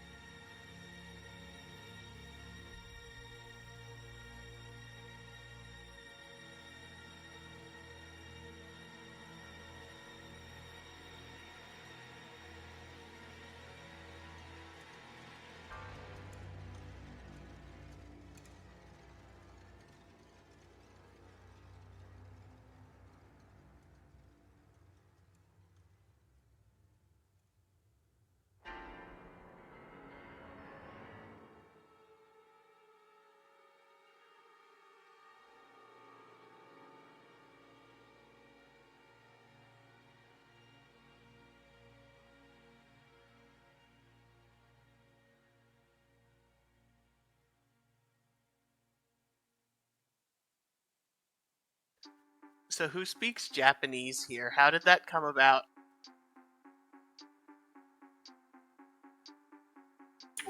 Someone speaks Japanese. I thought we had a character who's able to communicate with the Japanese-speaking characters. That's me. I use comprehend language. I can understand them, but I can't speak to them. Yeah, okay, that'll do it.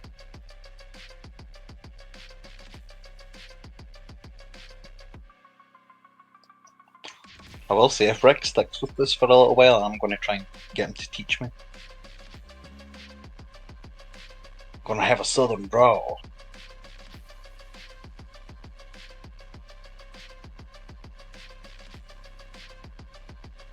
I'm also excited to get into the water.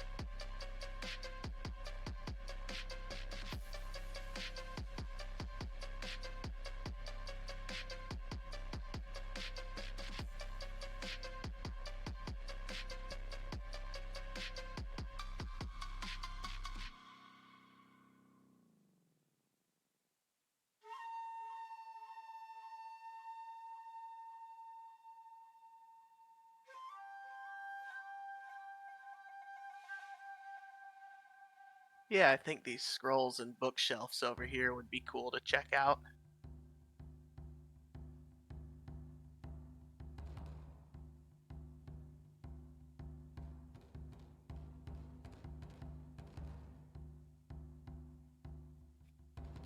Books, the best whip.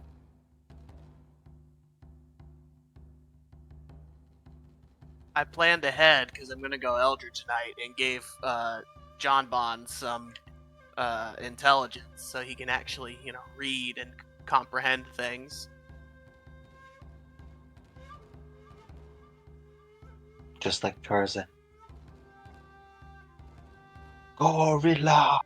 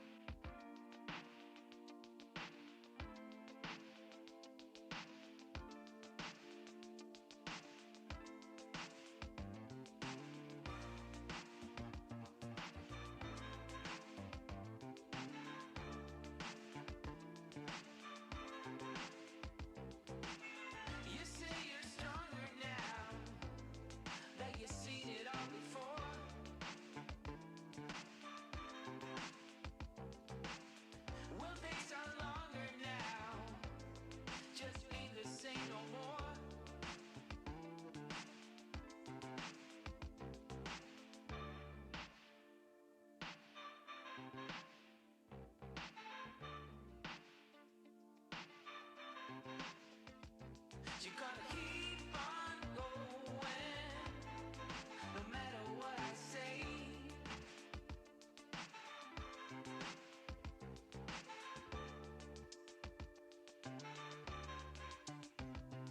Doesn't matter what they do, 'cause we go together. Doesn't matter what they say, 'cause we go together.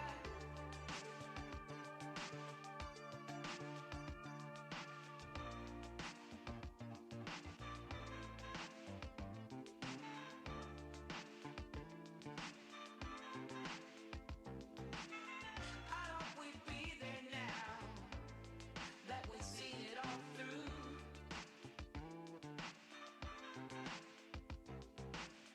It might sound crazy now, but it wasn't supposed to. Okay, so 6 zombies on this level plus 8. We could've kept on This level will guarantee no matter what they say. TPK by session end. And how do I tell them that due to the unfreezing process I have no inner monologue? Welcome back! Hey, how's it going? Welcome back. Taking notes, no inner monologue. Revolver Rick has given me a peek. Am I supposed to be back at max hit point? You did just get 10 hit points from that healing dust. Oh, we. Or did you not use that? Yeah, we decided to just do a short rest. Oh, gotcha. So you should roll your hit dice then. Roll, what is it, a d8 plus your con modifier, and then that's how many hit points you get back for your short rest. Oh, okay. Yeah, you should be able to just click that hit die button underneath your hit points there on the center of your character sheet. And then account accordingly. Yuck! The Wow. bare minimum. Oof. I suck at healing. Now you are level 2, so you do have 2 hit dice that you can spend for your short rest. The caveat is when you take your next long rest, you only get half of those hit dice back for the next day. So if you spend both of them today, tomorrow you only have 1 hit die to use for your short rest. So that's kind of what you have to measure.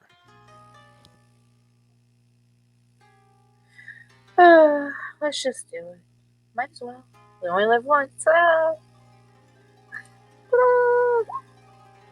Nice. Very cool. So yeah, 12 hit points back will put you right back to full. Woohoo! And then hopefully nobody comes after you. I would say stay in the back, but we have learned on many tables here that it kind of doesn't matter where you put yourself. We've had people stand right up in front. The zombies just ignore them at every turn. Yeah, I mean, like, if they roll a 1 every single time, you know, Yep. then you're public enemy number 1 for some reason.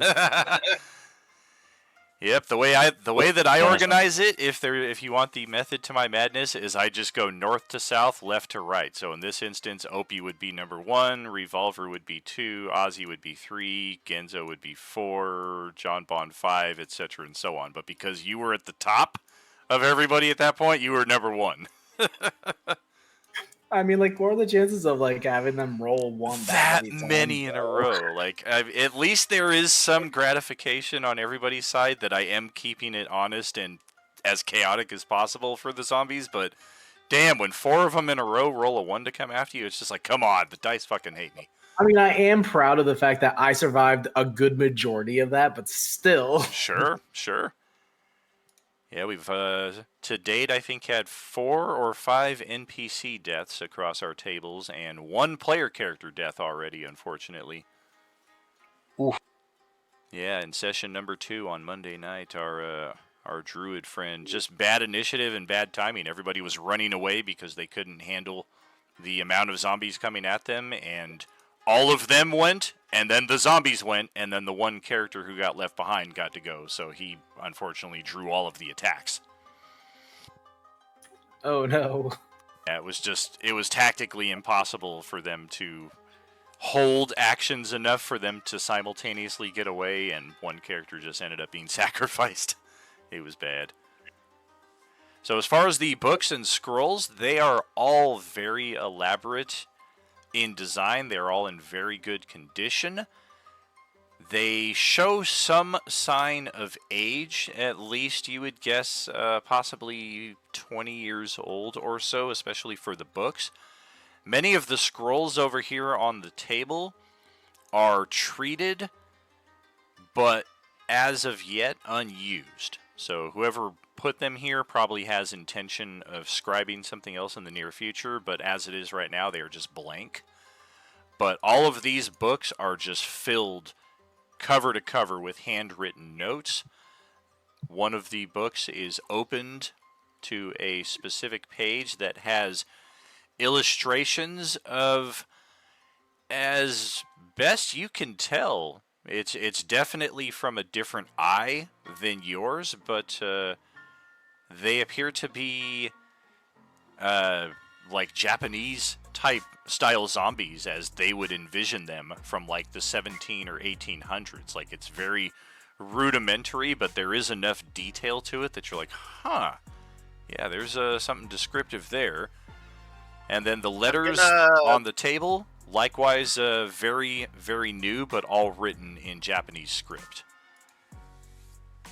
What did they say? I'm gonna pocket one of those. I mean, let me read it first. If you can read Japanese. I can. It takes about a minute, though. I'll have at it. Come take a look at this.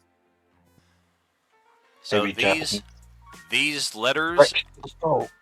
appear to have been written from a daimyo Daewoo, Ooh. and they are to different members of his family. His parents, his siblings, and his children. And he is essentially... It would seem he intended to send these out, but they never got out of the pagoda. And you have a feeling you know whose pagoda you're inside now. Mr. Daimyo Daewoo's here. And maybe there's a vehicle at the top here that you guys can make use of as well. But the messages never got out of here for whatever reason, but the contents of them seem to indicate his desire to ensure that they are alive and well, and if they are, that he will send his people out to escort them back here to the pagoda.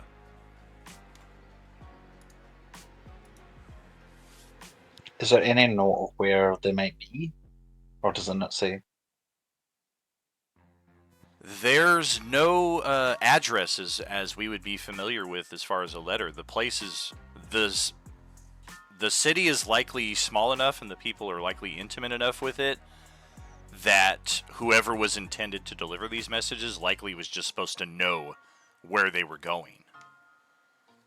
But for a stranger picking them up, it's just kind of like, okay, well, we know who the daimyo is, and that obviously these are intended for his family, but where is his family? And where's he? Opie and Revolver Rick appear to have gotten enough of a siesta down there that they head up to rejoin your group. Rick, where we go?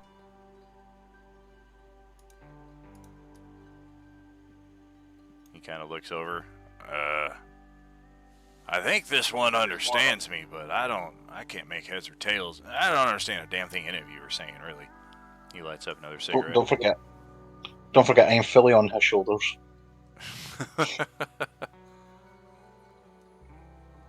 Yeah, this is just all kinds of fucking strange.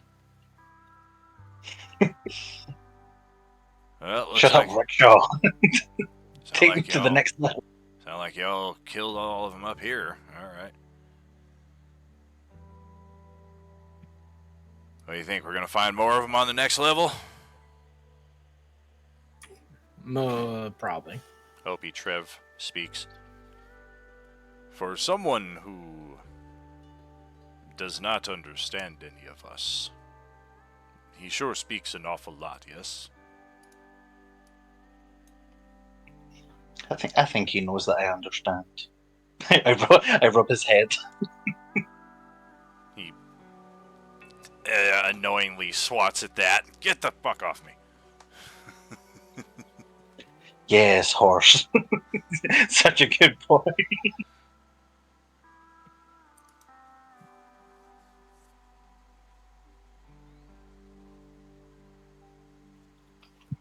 So yeah. Are we going to stay here for night or explore more upstairs?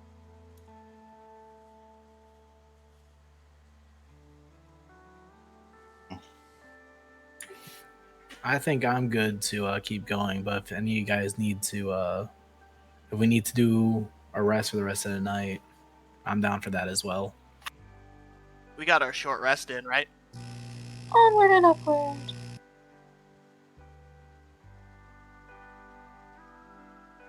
Did we do a short rest? I took my short rest. I assumed We that did. was the.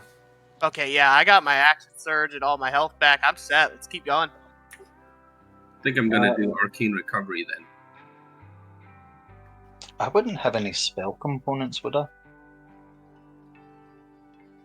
Like the general components that don't have any monetary association or rarity to them, I typically assume that all spellcasters have that, like the Back Guano for Fireball, the crickets for sleep, and what have you. But more specific things that are like 100 gold piece pearl for identify, you are required to have that in your inventory. Something like an item that is distasteful to the target for a banishment spell. Likewise, that's something that I don't like players being like, yeah, we're gonna bypass the encounter by getting rid of it. Okay, well, what do you have in your inventory that's distasteful to the target? How would you go about figuring that out? Like if we were gonna plan that. If it's something that we had forewarning and foreplanning of, it's likely something that we would be able to resolve. Like if it's a dragon or a demon or something and we know that we're going to encounter it, odds are the proper arcana, religion, history checks, etc., we would at least have a chance to obtain said component, and if we did, then we would obviously know, or at least have a fair idea that it would work in combat. Right For on. a dragon, would it just be a bankruptcy letter? A letter of foreclosure.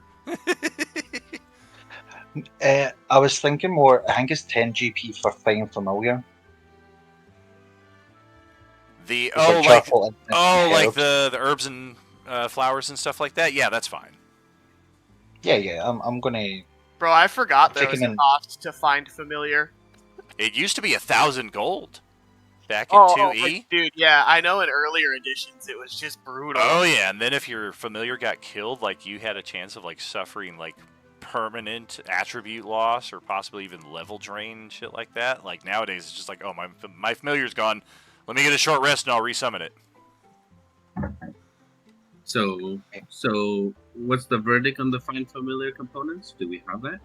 I would say so, especially if you have the gold pieces in your inventory to pay for something like that. You can just subtract the coin and then say you have those components. All right.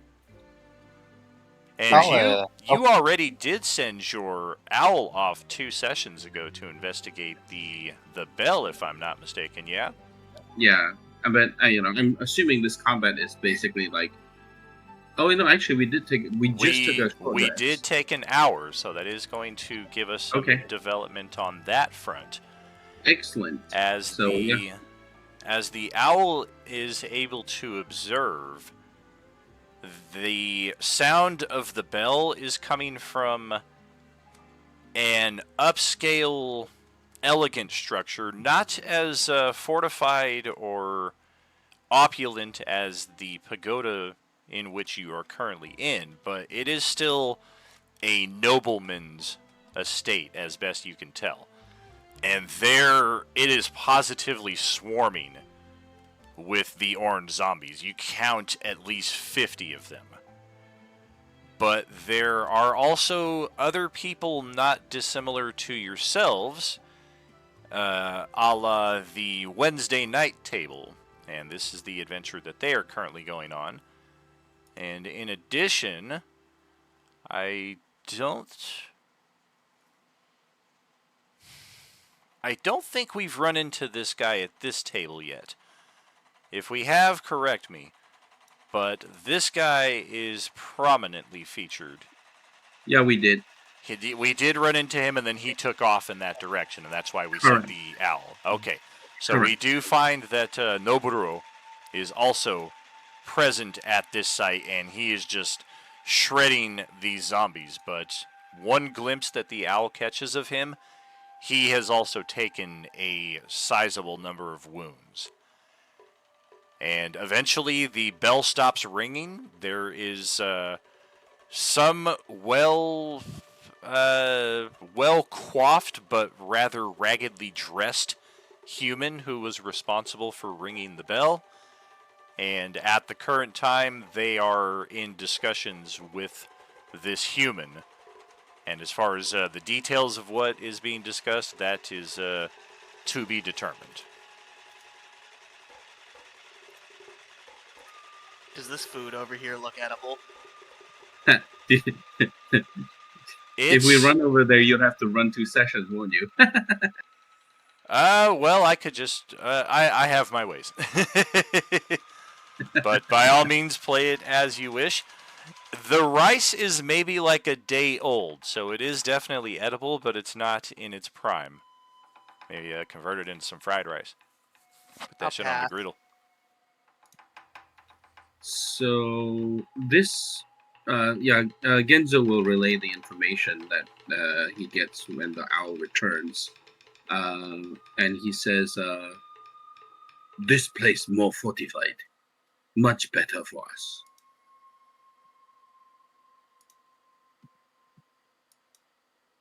Unless we want to go and save other group. 50 zombie."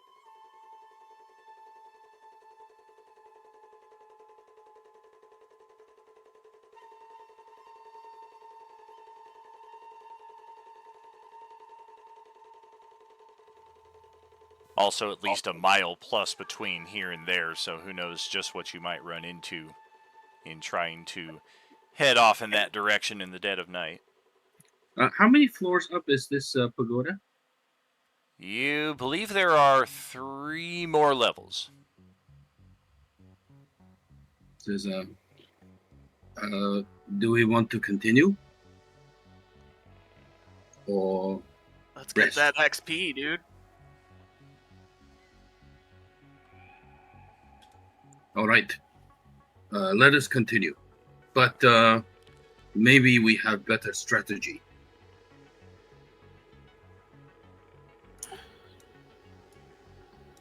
Think it would be good idea to protect Celestiana. She has a range arrow that destroy them immediately, but not much armor. Yeah. What I could do is I can go into the back, and before we head on up, I can just go into stealth immediately and follow you guys up. We need to have 2 people at least to protect Celestiana. I am able to handle things by myself. Not very easy to hit.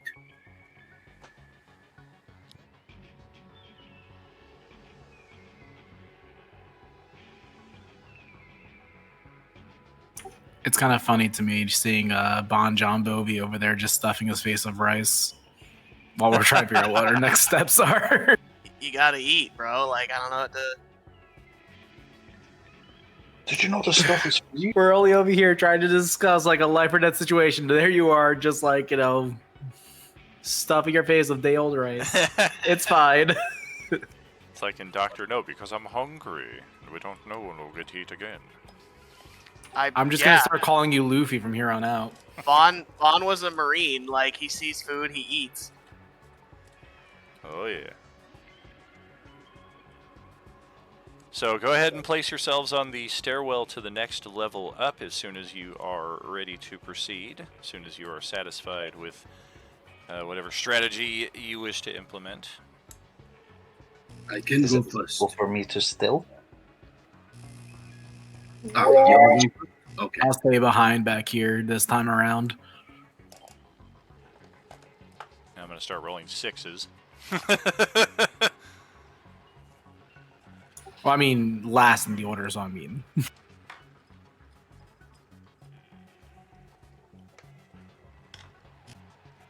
Alright, so once you all are in place here, I will copy paste to the next level.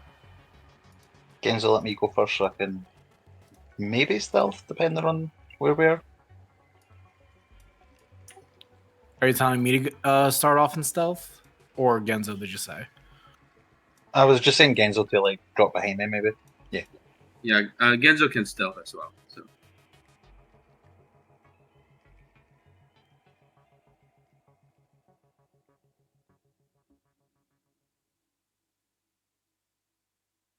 Nice.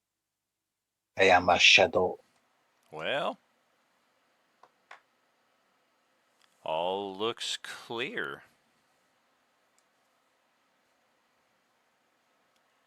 It's an elegant decorative vase right at the top of the stairs on a dais there. Perhaps more interestingly, the suit of samurai armor atop the other dais there. And then across the way on the south, that has a distinctive ancestral funerary kind of resolve to it. If you had to guess, possibly a container of ancestral ashes. Genzo will come up and bow at the at those artifacts. I open it. It is definitely filled with ashes. I'm interested in you. I need spell component. Roll Yeah. a wisdom saving throw. Yeah, Genzo will tell him not to touch it. I mean, he came up and bowed at it, right? So, he says, "Do not disrespect these ashes of dead people." You're not my dad. Rick's my dad. Am I stuck in the stairwell? And somehow Rick understands. I feel the same way as well. I can't get out of here. I literally am wiggling. I can't get out of the middle of this. Yeah, it's an invisible fence. It is a mimic. It's a wall, but it's translucent, so you can see through it, but you can't move through it unless I move you through it. So yeah, my bad. There we go. Now you should be able to proceed directly north. It is not light armor. It is essentially plate armor, and it is definitely usable. It has been placed here seemingly in a state of reverence, but... Can I determine if it is trapped or cursed or anything? If you don't have magical means of discerning curse, you can definitely try an investigation to see about any kind of trap. Genzo will do that. He's pretty good at it.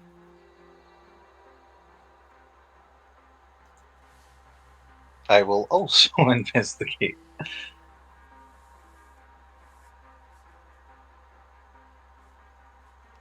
No obvious signs of traps or curses. Opie steps up and is very keenly observing this decorative vase with a rogue's trained eye, almost as if he's, I wonder how much this is worth.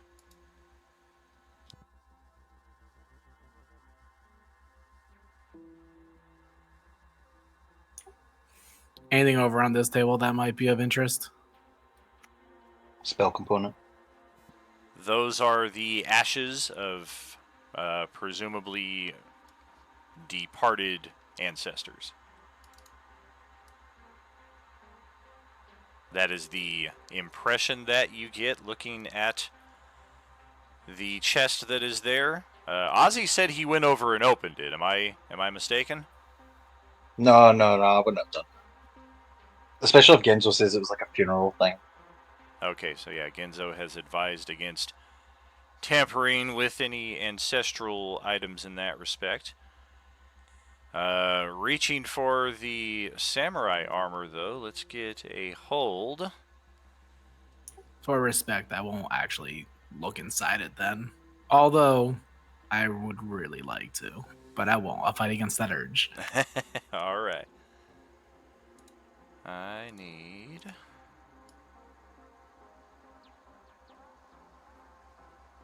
Oh, Balerin should probably stay where he was, as you're not going to want to wander into this effect.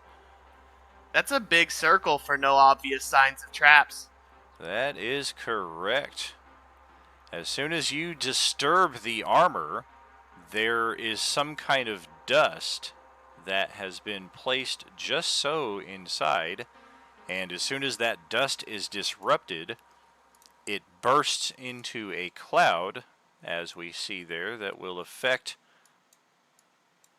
looks like 4 of us: Revolver Rick, Genzo, John Bovey, and even up at the top of the stairs heading to the next level would be Ozzy. These would be Constitution saving throws versus a poison effect.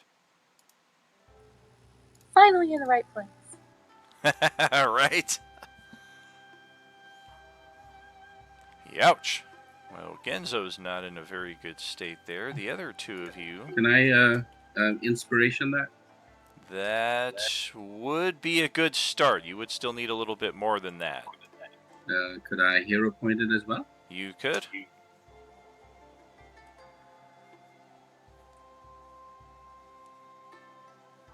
That is enough by 1. You needed a 16. So 3 of you have made it. Revolver Rick fails by... or no, his con is a 15, so he makes it exactly. So each of you are going to take half poison damage instead of full. And that is 10 poison damage. Yo, 21? What the fuck was this powder? Yep, that was some pretty potent stuff that could have done a lot more damage.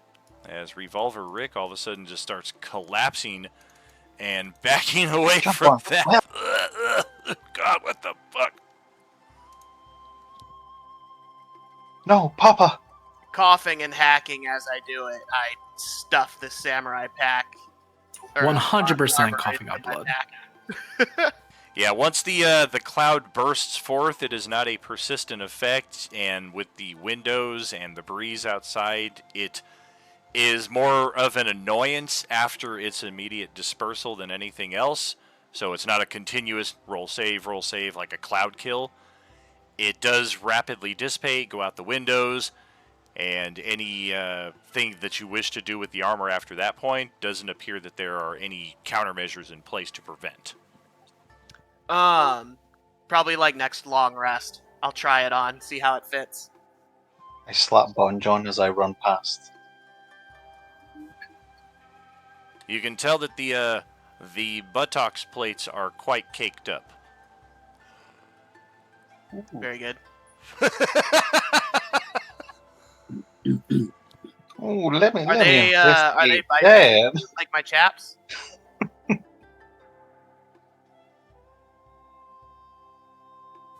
Sure. I'm distracted. I'm too worried about Rick. Right. So Gendo's gonna investigate the rest of the room. All right. Go ahead, roll it. Yeah, Rick is just not in a good state right now, especially after he just got his siesta, his short rest, and then he comes back up and takes like 80% of his hit points. That was my bad, and I think we still have some healing crack. Don't worry, Rick. I'll take good care of your kidneys. Oh, the last powder. All right. Well, he will take that, snort it up, and I feel better.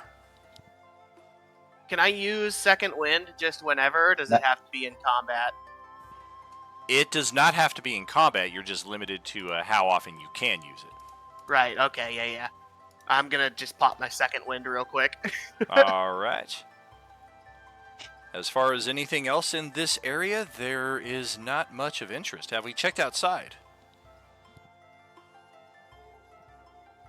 We can stealth out. I have not. Yeah, just Will we still have our previous? couple benches there overseeing the carnage in the rest of the Waterdeep districts here. There are buildings aflame, sounds of ravenous undead that you can hear for, man, it's got to be at least a mile out. There's just so many of them. And the occasional scream and cry of a survivor who is no longer able to identify themselves as such. Just complete chaos, and it seems almost like you guys have got a pretty good position here of safety compared to how many others outside that are not in here. How many rounds would have passed while we were doing this? After the short rest? Yeah, because I'm trying to see what kind of regen. Oh, God, I mean, you regenerate 6 hit points per round, so yeah, it's at least been 12 seconds. Yeah, those of you with the persistent regeneration, once we're in non-combat scenes, those tend to come back pretty quick. Like, if at least a minute goes by, you should be pretty much back to full, like Wolverine. Nice. So helpful. Oh, very Yeah. true. And especially even in mid-combat, very helpful, too. I mean, it makes it very crucial when you're in a death save situation, of course, assuming you didn't get turned into an undead. That is true. He says, there's nothing else on this floor. Do we want to go upstairs one more? Yeah. So same formation.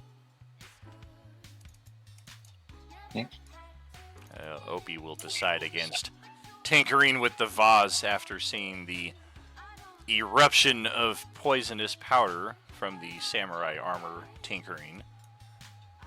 Yeah, I don't know. This armor's gonna be way cool. All right, it's worth it. It's You gotta spend. oh, you gotta definitely. spend health to get stuff. It's not often you're gonna find a fully intact suit of samurai armor. So. And I'll do what I did before and enter stealth before we head on up. All right. Let me get this set up. Let's make sure nobody is trapped on the other side of the dynamic lighting barrier. So in that respect, you will all be in one spot, and here's hoping that a brief bit of animation doesn't crash anybody's system upon heading to the next level. My laptop exploded. Oh no, it's too epic. You on it? Of course, I'm only kidding. It's working fine. What you looking at? She looks nice. Buenos días. ¿Cómo está? I cast Command Ed that I don't have.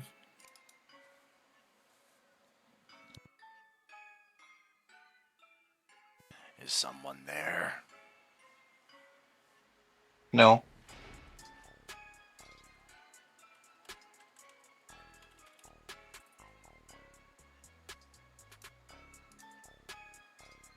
Hey, why's my health not going up?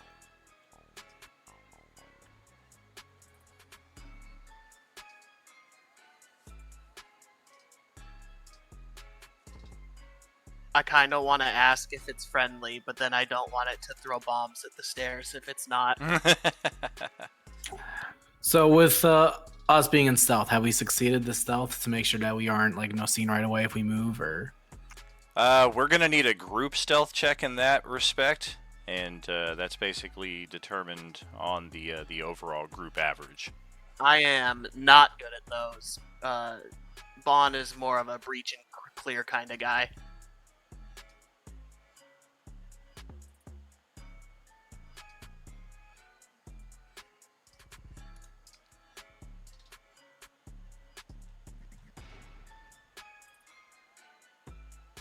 So I think a good thing that we can do, because I have a crossbow and we have a rogue and a revolver and something else.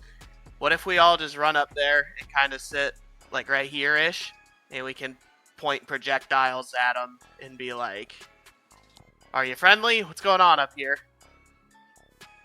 This level is a bit tricky to make sense of. Just for notation, this is the level you're coming from. Let me get... I see. Okay, so this is level 2 right here. And then this up here, this tiny little platform is really all there is of level 3. I got you. So we really gotta commit and run up in there. There are these platforms that are on the same level as you on the northwest and the northeast. But there are no clear paths on how to get to them from anywhere, really. There's no ladder leading up to it. They're just kind of up there, like 20 feet above level 2. And really, you didn't even think to notice them until you're kind of up here at eye level with them.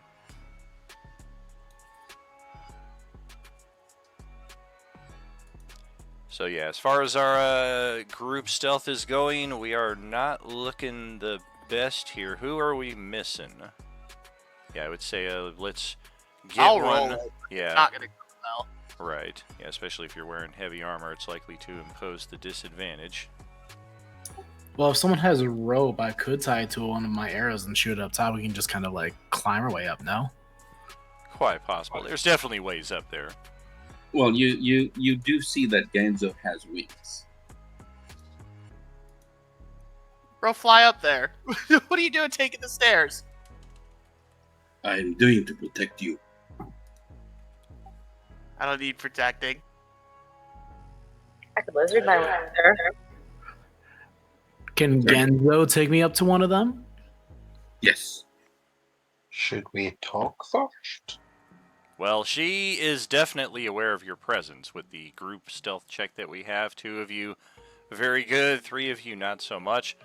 So that is why she is speaking. Hello? Hello. Who might you be?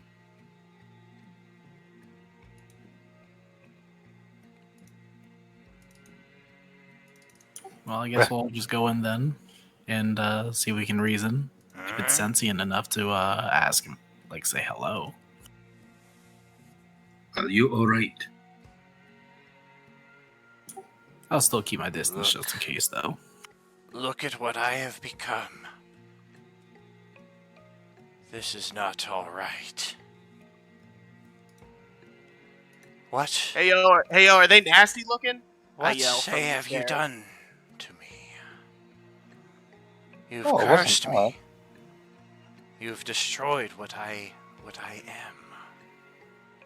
It wasn't us, it was him. And I point to Opie. Well, he just shrugs. Yeah, that's very, very believable. What happened to you? I was once so beautiful. I was of the circle, the druidic magic. And now I am nothing at all. I am here, and I don't know why. I don't know what has become of me or who has done this. Hey. I am Self-love is the most important thing. Hidemori Genzo. Is there anything I can do to help you? I don't remember who I am. A name. An identity. Would you like to be given a name? I want to remember, to know who I am. I exist still for some purpose, yes?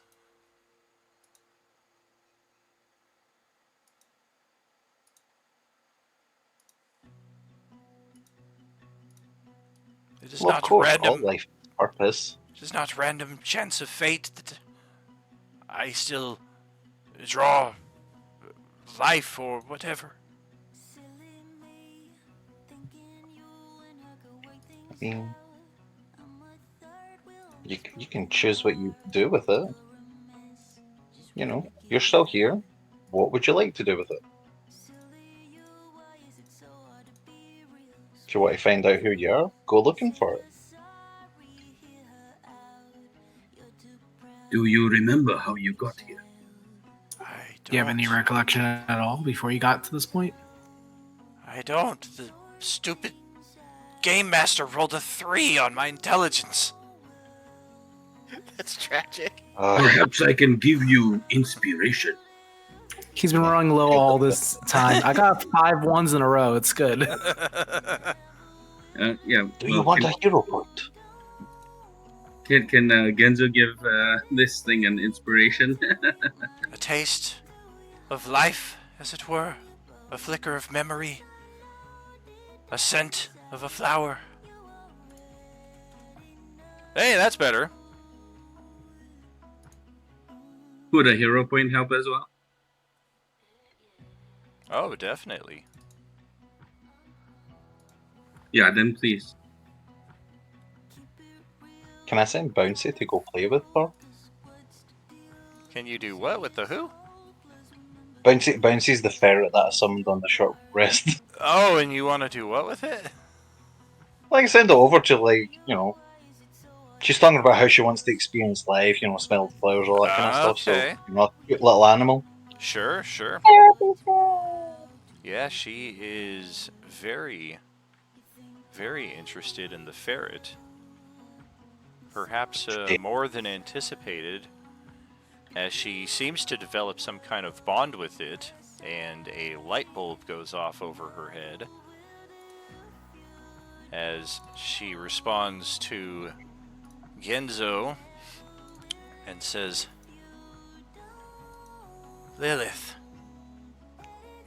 I was known as Lilith, and one of you played my character in the last campaign. Vaguely familiar. Dun dun dun.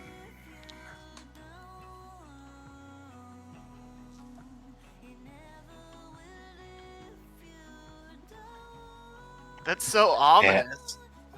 I message everyone. Should we kill her? Lilith, you said you are from Circle and of Druid. Yes, of Wildfire, as I recall. I once was Why, such a part of life and now so removed from it. why do you not rest for a little while? Maybe some rest will help you and do you some good. Oh, this Celestiana shivers a little. this state of cold is unbearable. It permits no rest. I do remember something I saw, and yes, there is the king of this castle awaits on the top level. And she gestures off over towards this platform here, where you can see a ladder leading up to a trap door, which presumably accesses the final level of the pagoda.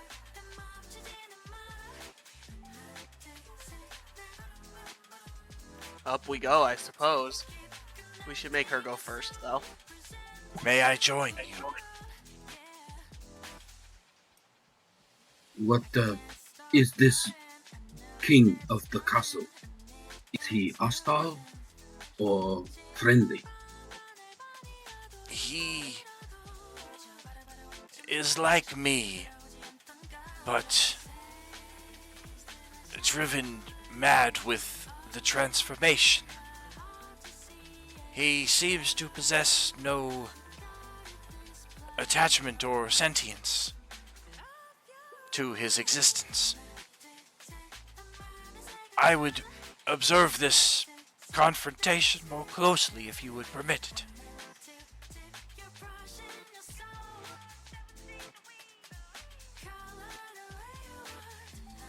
Of course, after you. My friends. Yeah, Genzo will turn to the rest. My friends, if we go up just like that, it may be that we are funneled and stuck. Let me send my owl over the side and see what might be, and then we can strategize a way to confront him. I agree. Yeah, so Genzo's gonna send the owl outside if there's a way to do that from up here.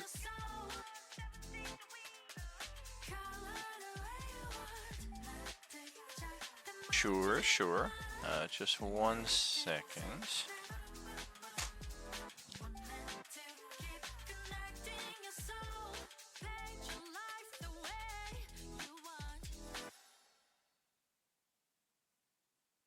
Oh, goodness gracious.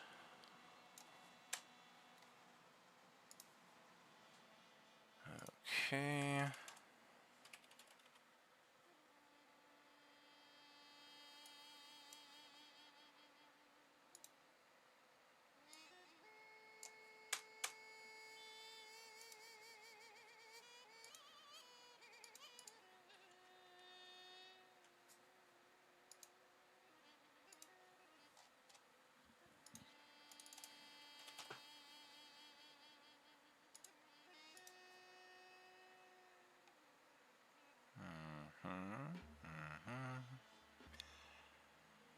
All right, go ahead, roll the perception for the owl.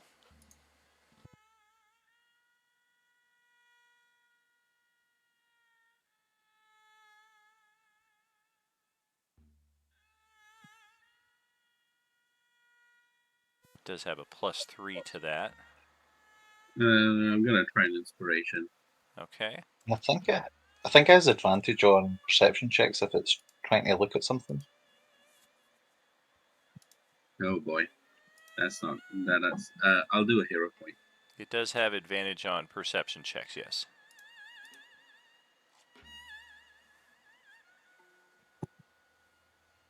Alrighty.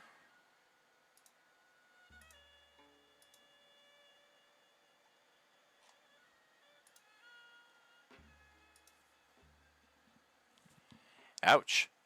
Alright, well, it begins floating up to the top level, and before it catches sight or sound of anything, there is a brief flash of pain. It takes 3 points of damage, and I believe that, Yep, that's it. It's gone. Yep.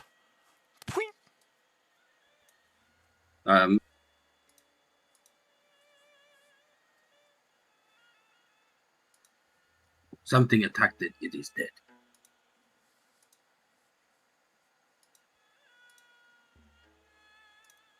Says Somebody sniped your owl? yes. That's unfortunate. You're gonna die, clown! I suppose we could fly everyone. I could fly everyone to the other side, and then we could ascend. I will go first.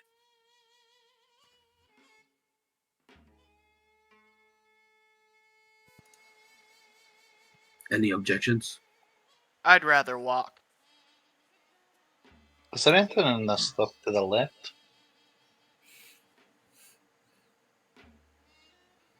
Say again?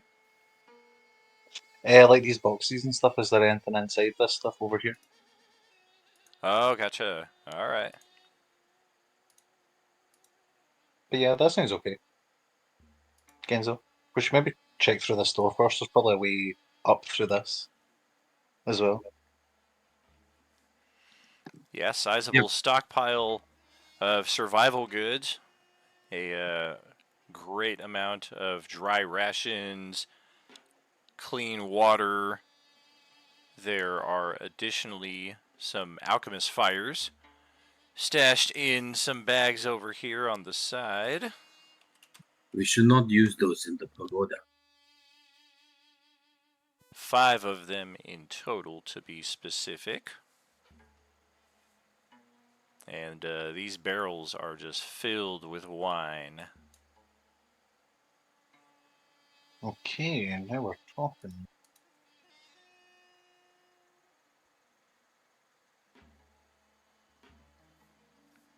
The undead just kind of watches your group curiously as you move around up here. She doesn't really seem to care what you're looking through or what you might be laying claim to. Doesn't seem like she has any claim or desire for it. Can I fill my water skin with wine?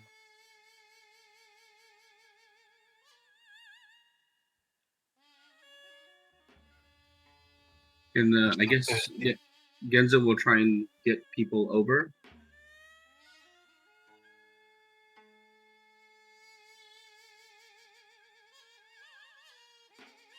Or people can climb. Like, he can tie a rope up to that area. Oh, very true.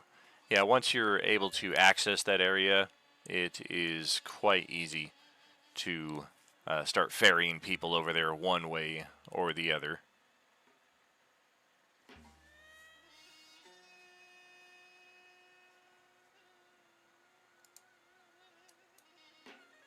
So yeah, if everybody is going over there, I will start moving your tokens. Sounds good. Me too.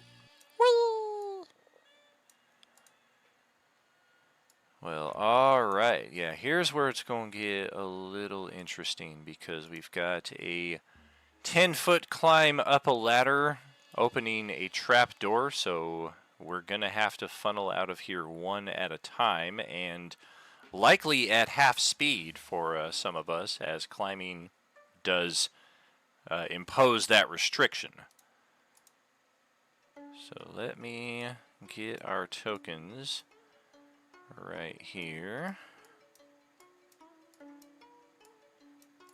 And I'm thinking we'll try to put a little quality of life on this and not worry so much about marching order as who goes first in the initiative. If you're first in the initiative, we're going to assume that you're at the top of the ladder, so you don't have to be like, how many people do I have to climb through and over to get up to the top of the ladder? Well, Genzo wants to go first and be the first up.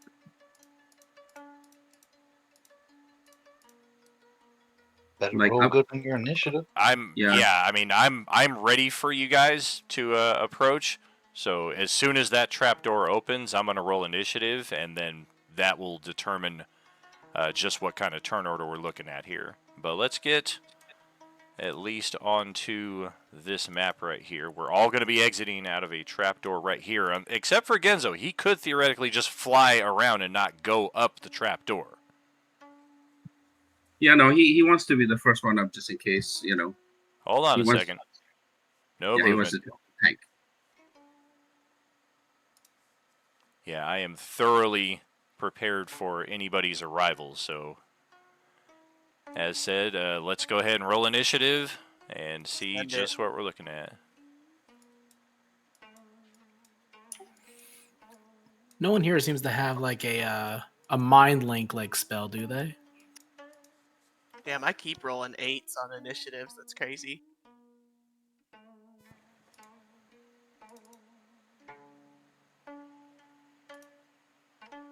Not the best roll I've ever had.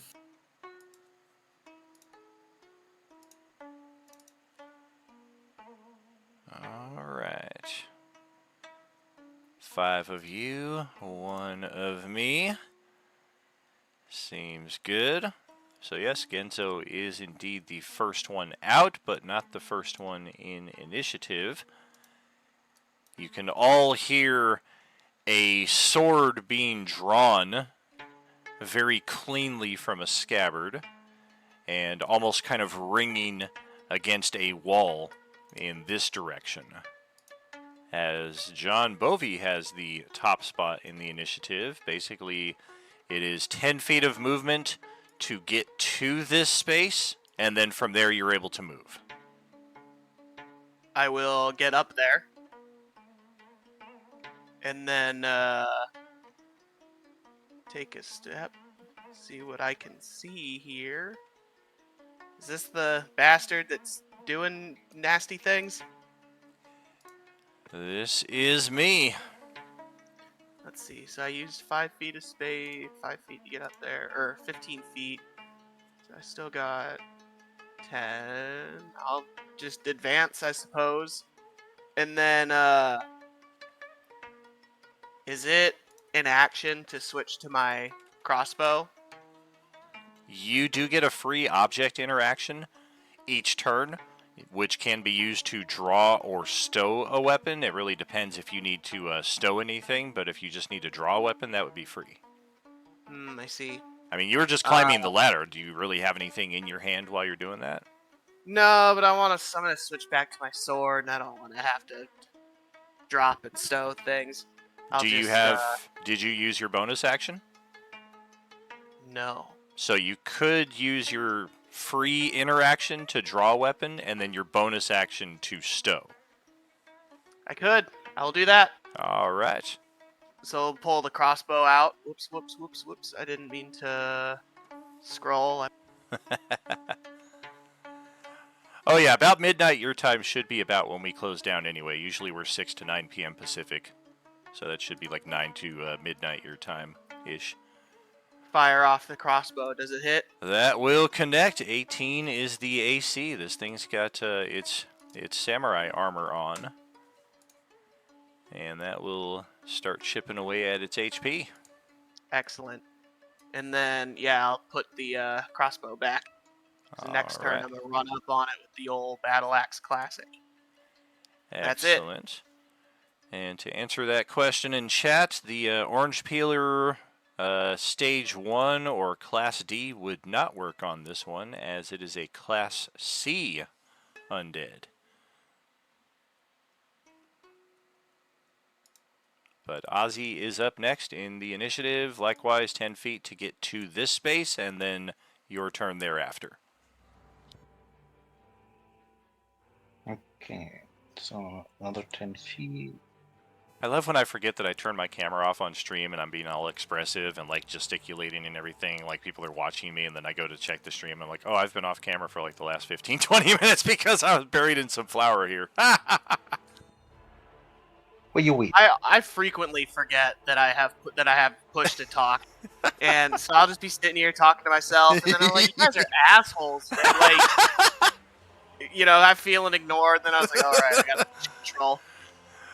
Terry was remarking on that last Tuesday session because she gets so into character. She's like, okay, well, I'm going to approach this guy with my hands raised, and then she comes back. She's like, wait a minute, I actually raised my hands, so I turned off my push to talk.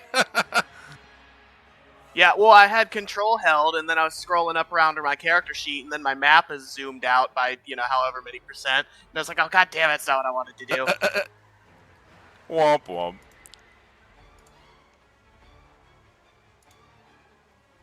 There's Ozzy. Anyway, let's kill some zombies. I'm running around the corner. I'm gonna throw some holy water at this, if possible. All right. It does have a range of 20 feet, if I recall from last night. Let me double check. Holy Agua is... Yes, you can splash it onto a creature within 5 feet or throw it up to 20 feet, shattering on impact. In either case, make a ranged attack, treating it as an improvised weapon. If it is fiend or undead, it takes 2d6 radiant. I'm gonna just shoot it then. Alright.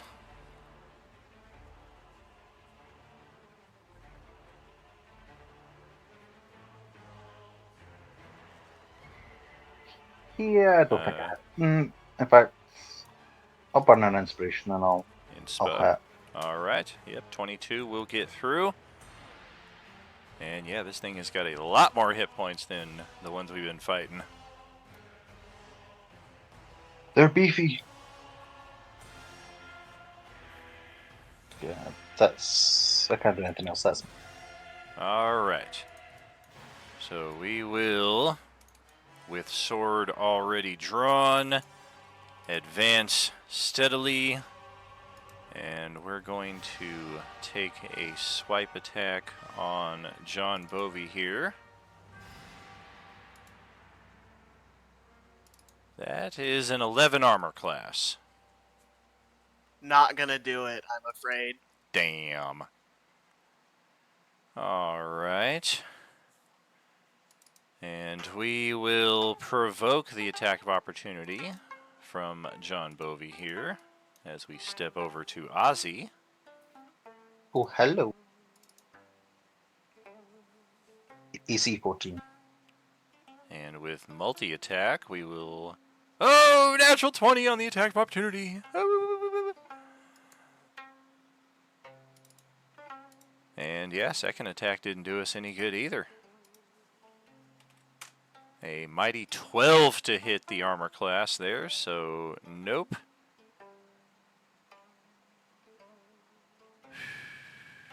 You fool, you just got closer to me. I think we will bonus action.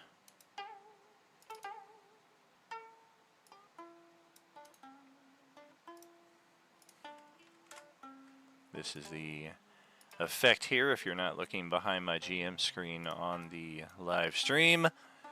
We will move an additional 40 feet.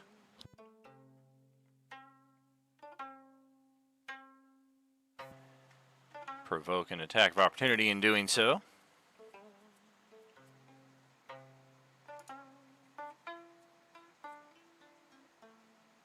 I wouldn't be able to pull out my dagger, would I? What's that? I wouldn't be able to pull out my dagger, would I? Because I was holding my bow when she would have attacked. Oh, damn! Yeah, that's right. Yeah, if you don't have your melee in hand, then yeah, it did catch you during an inopportune moment. So it would pass to Celestiana. 10 feet to get to here, and then go right ahead.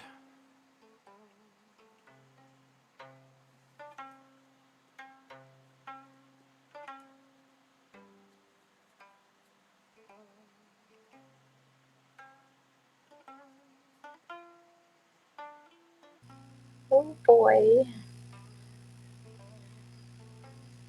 I think. Oh, yeah. I'm going to glow again. Archer again. It's gonna be a different one, but it's not gonna work right now. And then enter. Hey, friend. All right. So Genzo is up next then.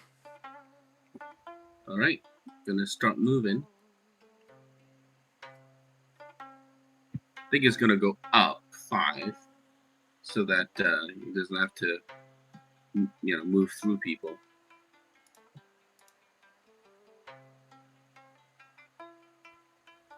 All right, where is this thing? 5, 10, 15.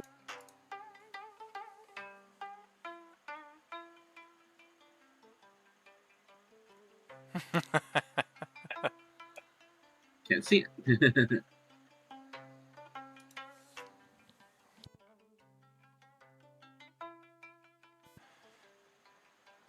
Okay. He's gonna ready his crossbow, I guess. Oh, actually, hang on. Quick question. I have a quick question too. Is there? Sorry. Go ahead. I'm supposed to emit radiant light. Would that be helpful to anyone?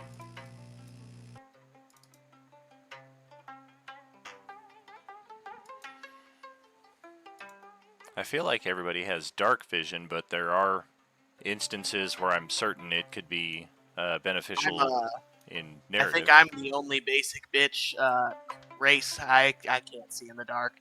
Light's great. Yeah, which typically for those characters, I have your line of sight equipped as though you're carrying like a lantern, so you should be able to see like 20 feet of bright and like 20 feet of dim if it's set correctly. Yeah, it looks about so. Yeah. So, sorry, I didn't see your text, Ozzy. Yeah, no. And I guess if he stopped himself, like, as he was flying over Vaughn, if he stopped here, would that make sure that nothing can get to Celestiana? Like here? If he landed here? More than likely. 'Cause Assuming this, I mean, unless the thing like just ran and scaled like the rooftop and went around, like that is Okay. certainly possible. It is a pretty a wide roof, but it does slant. Okay. So all right. So instead of going there, he'll go here.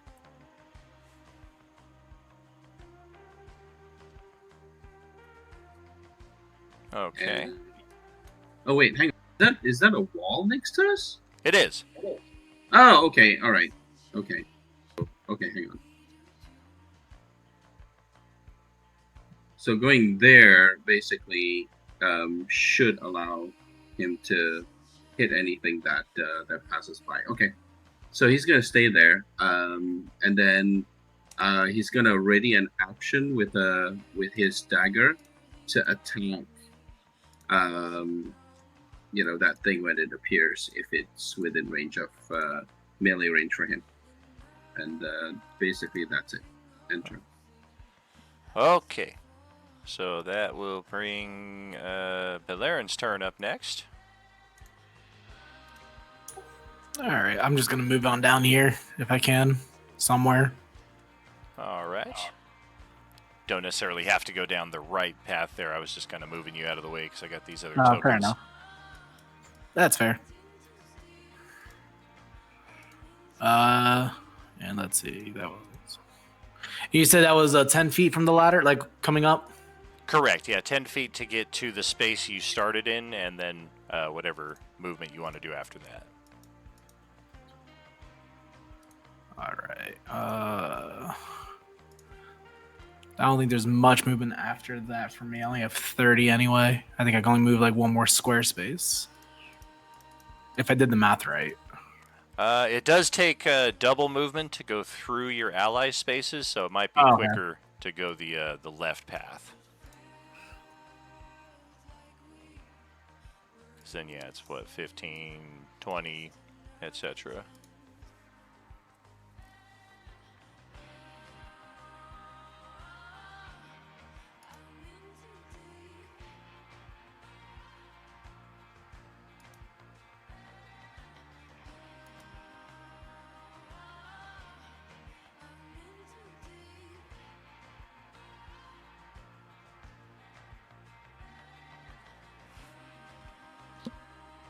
Yeah, no sight of this thing from where you're at. You're pretty sure it ran off behind this wall down here. Maybe this one. Yeah, I mean, like I can't really go much further, so if I can, I'll just roll for stealth Okay. and just kind of like hide out for a little bit. Sounds good. Go ahead and roll up that stealth. Pretty decent. Throw a little ninja mask on you there. Technically, because you're exhausted, you do have disadvantage on that skill check, so it's only a 14, but still reasonable. Fair enough. For the time being, that's all I can do. So.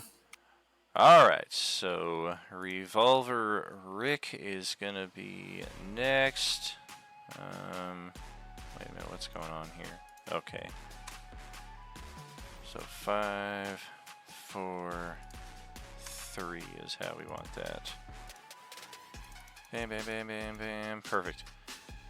Alright, so Ricky is just gonna kind of rush out this way, check everything, draw, and ready. Yeah, we're not trying to get up in close combat. Opie Trev is up next. Likewise, 15, 20, 30. We will take position here at the edge.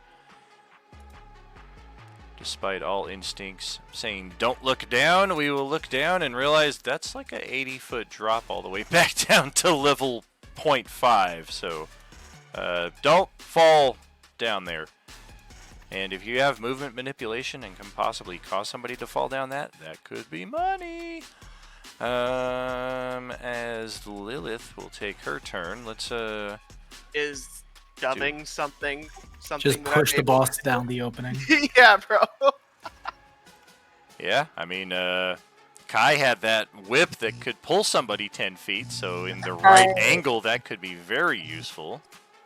Sense some dragging in my future. Yeah, could be very, very handy being able to inflict 8 die 6 of damage to this thing. And Lilith will step out, and we're just going to move over to this corner right here. And presumably, as she said, she just wants to observe what's going on.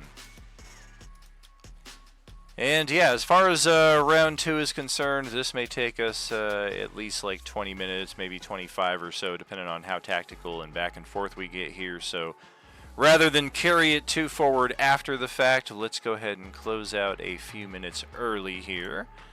If one of you would be so kind as to track our initiative so that we can post that up into our Thursday channel, we'll have that ready for next time around.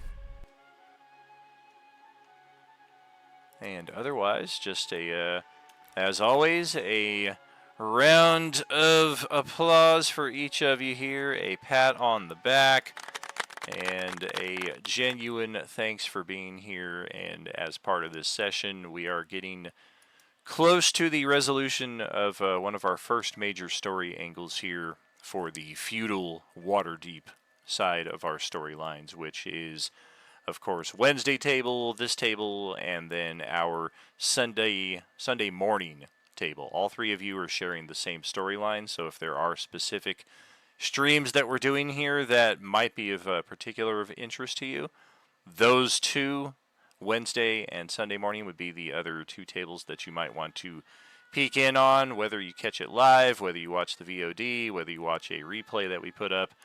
It is all tied together in a major plot that will see all of our different tables eventually coalescing into some interesting adventures ahead.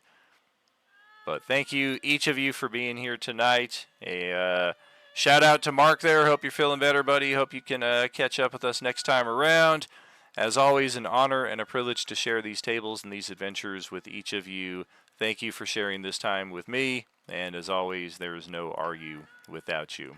Have a good night, friends. Thanks for running. Good night. Man. Thank you again. Well, yeah, thank you. Good night. Had Run another in, good everyone. time. Yay, Have thank a good you. one, everyone. Laters, alligators. See ya.